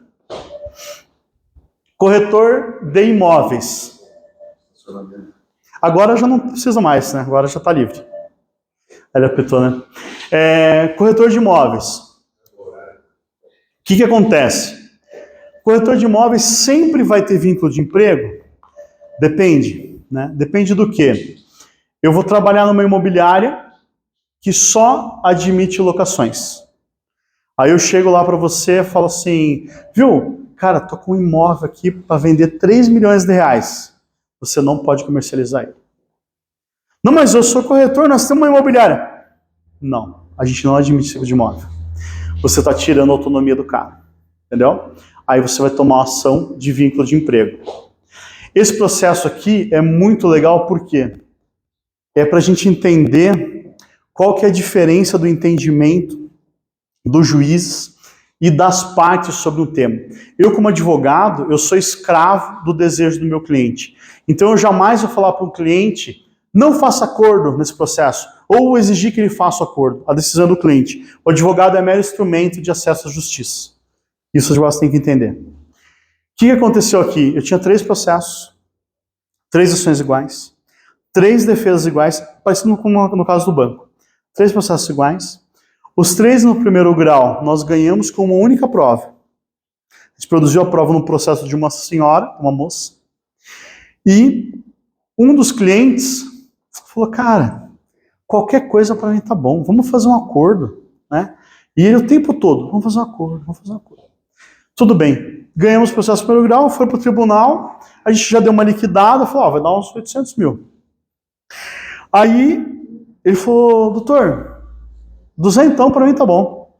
Falei com o advogado, falei, doutor, meu cliente está querendo um acordo ali, 200 mil, o que você acha? Eu acho muito, pago 180. Falei com ele, topou 180. E olha que dó. Ele recebeu 13 parcelas das 15 e ele morreu depois. Ele era novo, teve um ataque fulminante do coração e morreu. Então esse cara viveu os últimos meses, o último ano e um mês da vida dele, recebendo 15 mil reais por mês praticamente. Ela dava acho que 12 mil e pouquinho. Né?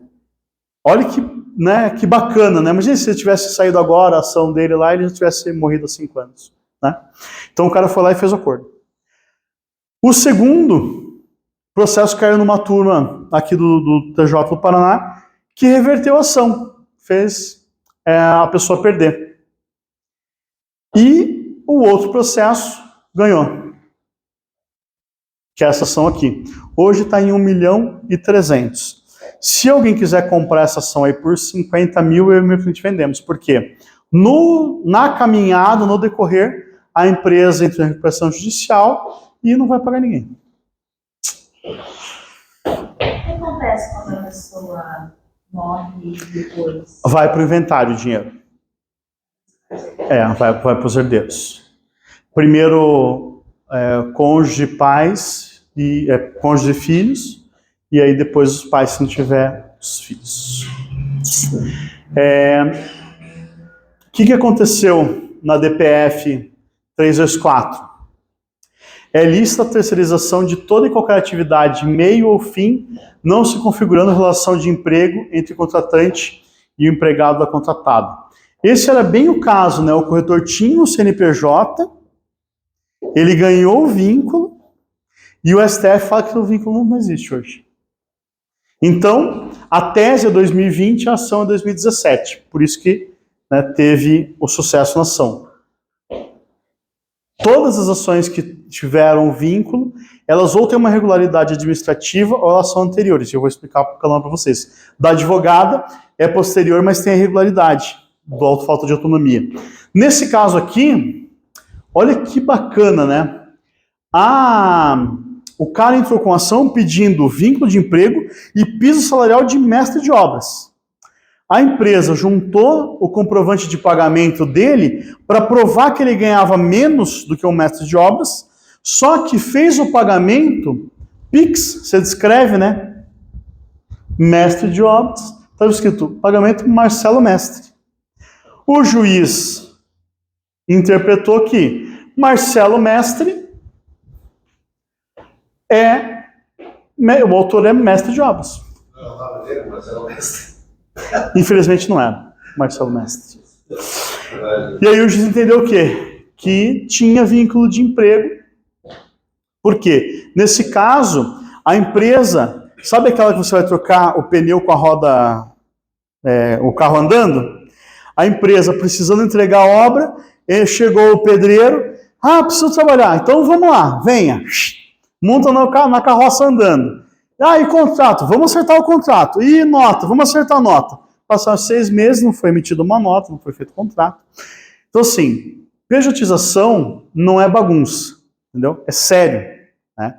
Dá para fazer, mas você tem que emitir contrato. Tudo aquilo que a gente falou. Não emitir o contrato, cobrar a nota, pagar na conta da pessoa jurídica e não exercer nenhum poder de mando. Aqui, olha que bacana. São 2 jurisprudências, montador de imóveis, vínculo de emprego, prestação de serviço autônomo.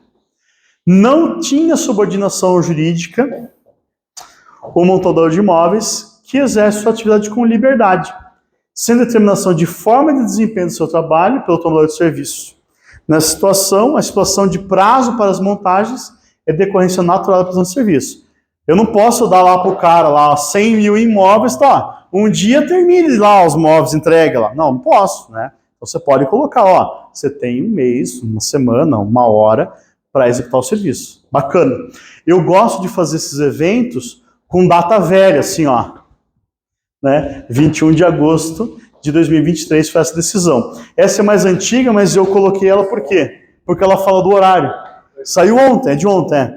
Eu faço as apresentações sempre assim, com 2 semanas de antecedência, e na véspera eu vejo se tem alguma decisão nova e substituo.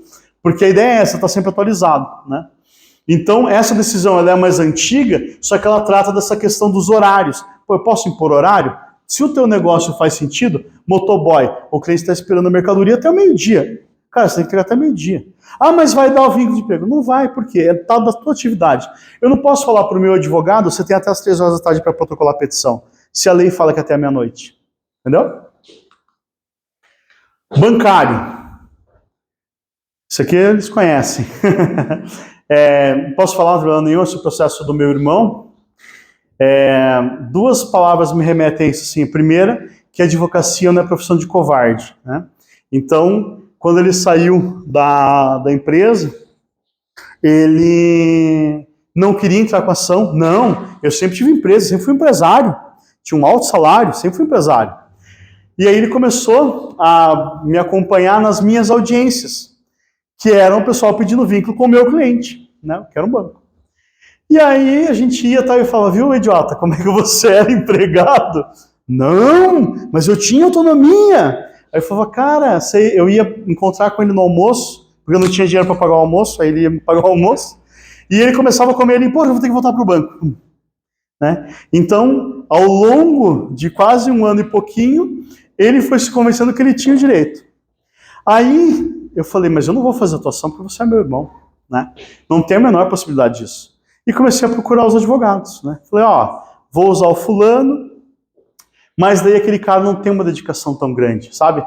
Ele não é o cara que vai e faz audiência ou que contrata mais um monte de gente que trabalha com qualidade. Ou aquele outro lá que escreve mal, né? Então, como eu conheço todos os advogados, aí chegou no momento e ele falou assim, não, se não for para você fazer ação, eu não quero. Aí eu falei, beleza. Peguei e fiz ação, demos sorte, ganhamos o processo, e a gente ganhou o processo por alguns detalhes. Um deles foi o seguinte, todos lá no depoimento estavam falando, não, tinha total autonomia, jamais teve controle de horário. E aí, na folha 54 do processo, tem aqui, né, um e-mail, né? Olá, bom dia. Hoje pela manhã eu estou em reunião com o fulano, provavelmente até umas 10, ok? Grato. Prestando conta dos horários. Se um prestador de serviço teu mandar uma mensagem, eu vou chegar mais tarde, eu vou não sei o que, você fala assim, sai de reto, Satanás. Né? Liga para ele e dá uma rabada. Como assim? Você não precisa prestar conta de horário. Né? Salvo se ele tiver, por exemplo, que atender um cliente. Aí não tem problema nenhum. Ó, vou atrasar um pouquinho no cliente lá, tá? Só tô dando uma satisfação. Show de bola. Por exemplo, no caso do meu cliente aqui, eles trabalham com rodízio para abrir a loja. Então, cada dia uma pessoa abre a loja. E aí o cara não ia abrir, ele mandou mensagem, poxa, hoje eu não vou poder abrir a loja. Né? E aí ele usou isso na ação trabalhista. E aí na ação eu falei, todo dia você pensava quanto, só quando você tinha que abrir a loja? Só não tinha que abrir a loja. Daí eu disse, pô, daí também não, né? Olha que bacana aqui. Uma leitura bem simples, né? O escrutínio rigoroso das premissas empíricas assumidas pela corte de origem revela insubsistentes as afirmações de fraude e precarização, não sendo suficientes para embasar a medida restritiva, o recurso meramente retórico a interpretações de cláusulas constitucionais genéricas, motivo pelo qual deve ser afastada a proibição em homenagem às liberdades fundamentais e consagradas na Carta Magna. Resumindo, né? O cara tinha um contrato e de autonomia de vontade, prestação de serviço, e aí ele falou que ele foi obrigado a contratar daquela forma, que ele não queria aquele contrato, que ele queria ser CLT. E aí o juiz, né, o tribunal falou, não, aqui você tem, você exerceu a tua liberdade de contratar. Tá? E aí ele conclui, a prática da terceirização já era válida no direito brasileiro, mesmo no período anterior à edição das leis, que é a reforma trabalhista, né? Independente dos setores em que adotado ou da natureza das atividades contratadas, com terceira pessoa, reputando-se inconstitucional a súmula 331. Essa súmula 331, ela falava o seguinte, que se você terceirizar a atividade fim é fraude. Então, por exemplo, loja de imóveis tem que fazer o quê? Montar móveis na casa da pessoa. Todo mundo que está na cadeia é funcionário. Entendeu? Então, não admitia qualquer tipo de terceirização. E então, aqui foi reconhecida a inconstitucionalidade dessa regra. A gente já está terminando, tá? O atual entendimento da STF, então, é o quê? Tema 725 é lista de terceirização ou qualquer outra forma de divisão de trabalho entre pessoas jurídicas distintas, independente do objeto social das empresas envolvidas, mantida a responsabilidade subsidiária da empresa contratante. Naquele caso de quarteirização lá, né?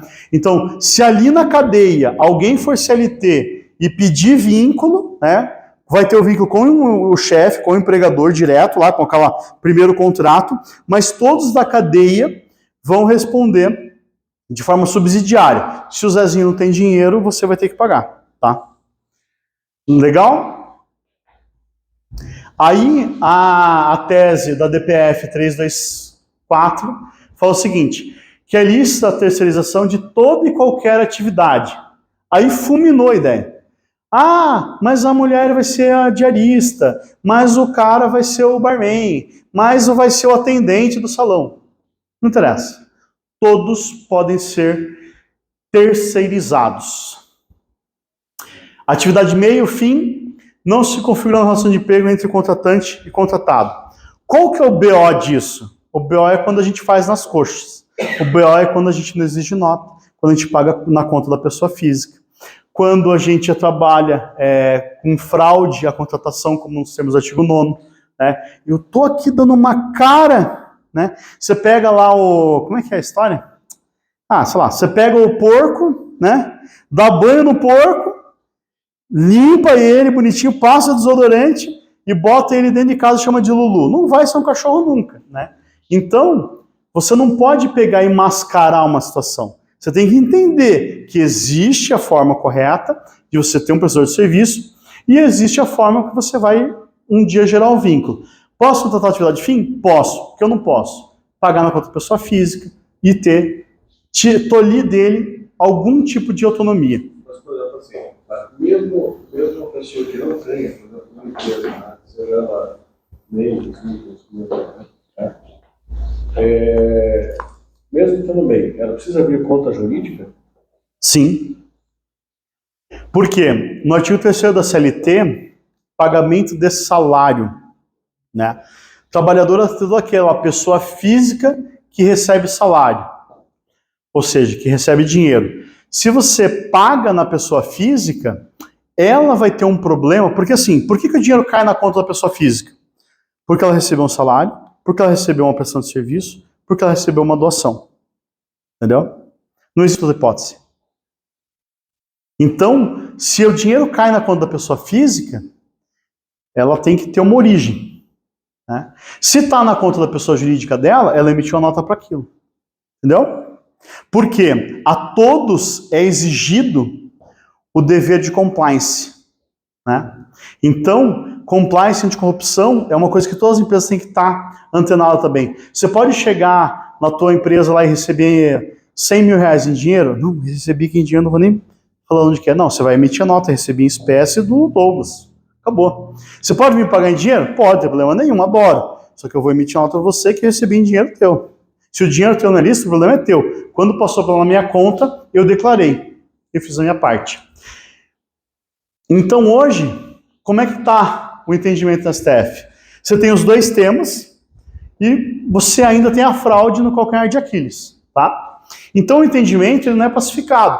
Inclusive, fazendo um estudo com base nas decisões da segunda turma do STF sobre a pejotização e a terceirização, ela entendeu majoritariamente que não havia uma aderência estrita entre a terceirização lícita, discutida nos temas, e a pejotização por fraude, entendeu? Então, assim, como é que está hoje? Se você fizer tudo bonitinho, beleza, eu não vou dar o vínculo de emprego. Só que se na cadeia você romper qualquer daqueles itens que são mais graves, eu dou o vínculo de emprego. Então, o artigo 9º, ele permanece rígido, tá? Ele permanece válido. Que é aquilo lá, que serão nos planos de direitos, os atos praticados com o objetivo de desvirtuar, impedir ou fraudar a aplicação dos preceitos contidos na consolidação das leis do trabalho. E o TST? O que o TST entende? Porque aquilo lá é o STF, é a última instância. E o TST? O TST tem no Maurício Godinho Delgado, é o maior jurista do direito do trabalho, ele entende o seguinte, que tem que haver um mínimo de diretrizes e avaliações básicas que se manifestam principalmente no instante da pactuação e da entrega do serviço. Olha, eu vou te contratar como pessoa jurídica, você vai ter que fazer o horário para poder atender o meu cliente, vai ser assim, assim, assado. Então, lá no princípio da boa-fé, eu estou tratando com você como igual e eu estou discutindo como vai ser essa relação. Você topa? Eu topo. Se isso acontecer, tá? Não tem vínculo. Pode haver uma ou outra, né, forma de conferência tópica ao longo da prestação de serviço. Lógico, poxa, aqui vamos moldar aqui, vamos fazer acolá, e você pode ir amoldando esse contrato. Ele não é um contrato rígido também. Mas você tem que tomar cuidado para quê? Para não tirar a autonomia. Se você tirar a autonomia, você mata o negócio, tá? Ou seja, você tem lá todos os requisitos: trabalho prestado por pessoa física, pessoalidade, não eventualidade, onerosidade, subordinação. Se você tiver esses 4 requisitos, você vai estar diante de uma contratação na pessoa física via CLT. Aqui eu trouxe para vocês mais um caso, que aqui é um franqueado. É uma empresa que acho que lá de caminhão, lá eles pegam os modelos de caminhão, dão uma franquia para ele e ele vai viajar ao Brasil com o nome da marca. Nesse caso, né, ele tinha lá ele tinha uma prestação de serviço que ele não tinha um horário rígido para executar aquela tarefa, então ele tinha certa flexibilidade. Olha, você tem que levar a carga lá até São Paulo e aí você procure chegar até meia-noite. Né? Não tinha aquele horário, é 6 horas da manhã, agora é 8 horas da noite, 6 horas da manhã tem que estar lá. Então ele tinha uma flexibilidade, tá? Nessa hipótese, a Constituição assegura a liberdade de trabalho e a liberdade do empreendedorismo, em empreendimentos econômicos, sendo que a interpretação do STF, né, aqui é o TST falando do STF, ele está analisando como que o outro órgão está julgando. Ele está privilegiando as formas de negócio que asseguram as garantias econômicas ao prestador de serviço e, ao mesmo tempo, que constroem arranjos trabalhistas estáveis, rentáveis e seguros.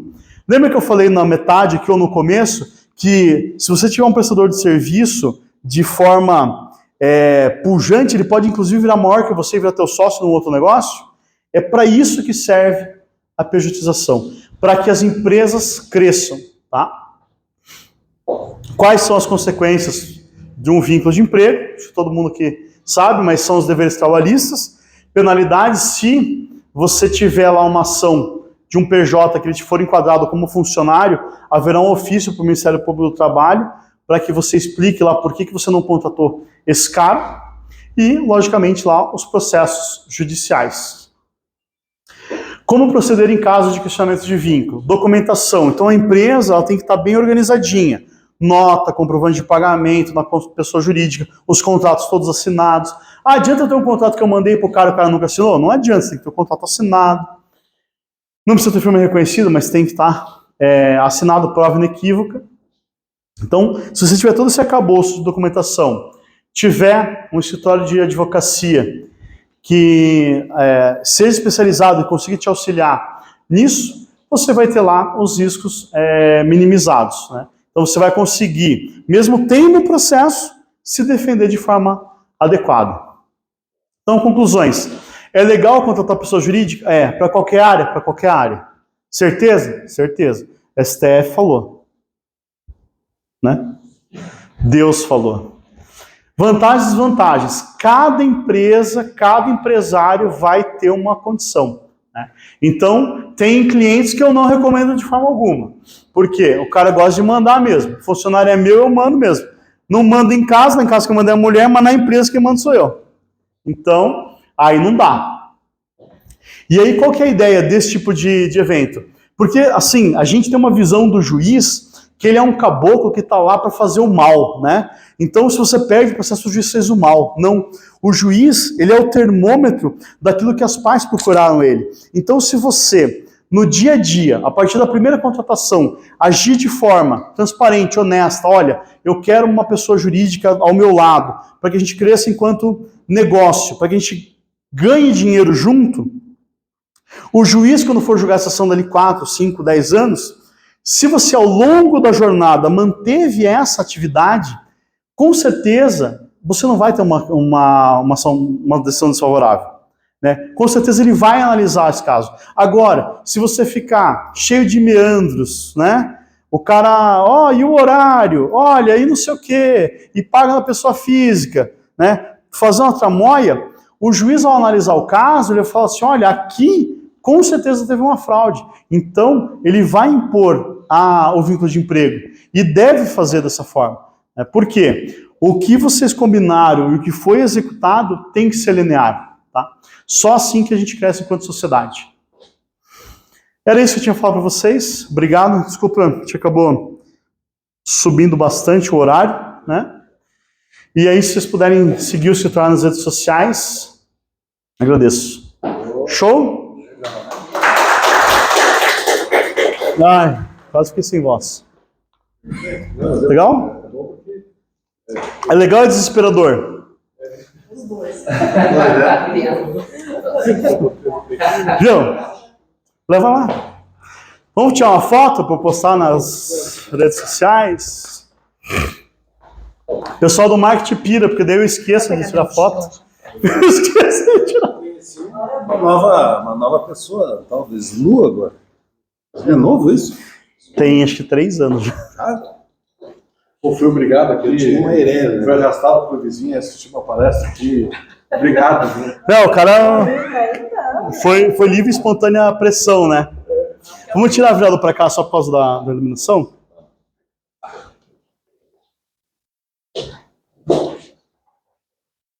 Aí, agora vamos fazer um vídeo de sacanagem, viu? Aí, foto é vídeo. Foto é vídeo. Ah, esse era vídeo. Obrigado, viu, gente? Ai, tô precisando de um chopp agora. Vamos lá. Show? Vamos tomar um? Eu tomo. De leve? Daí, mais certeza ou mais dúvida? Olha,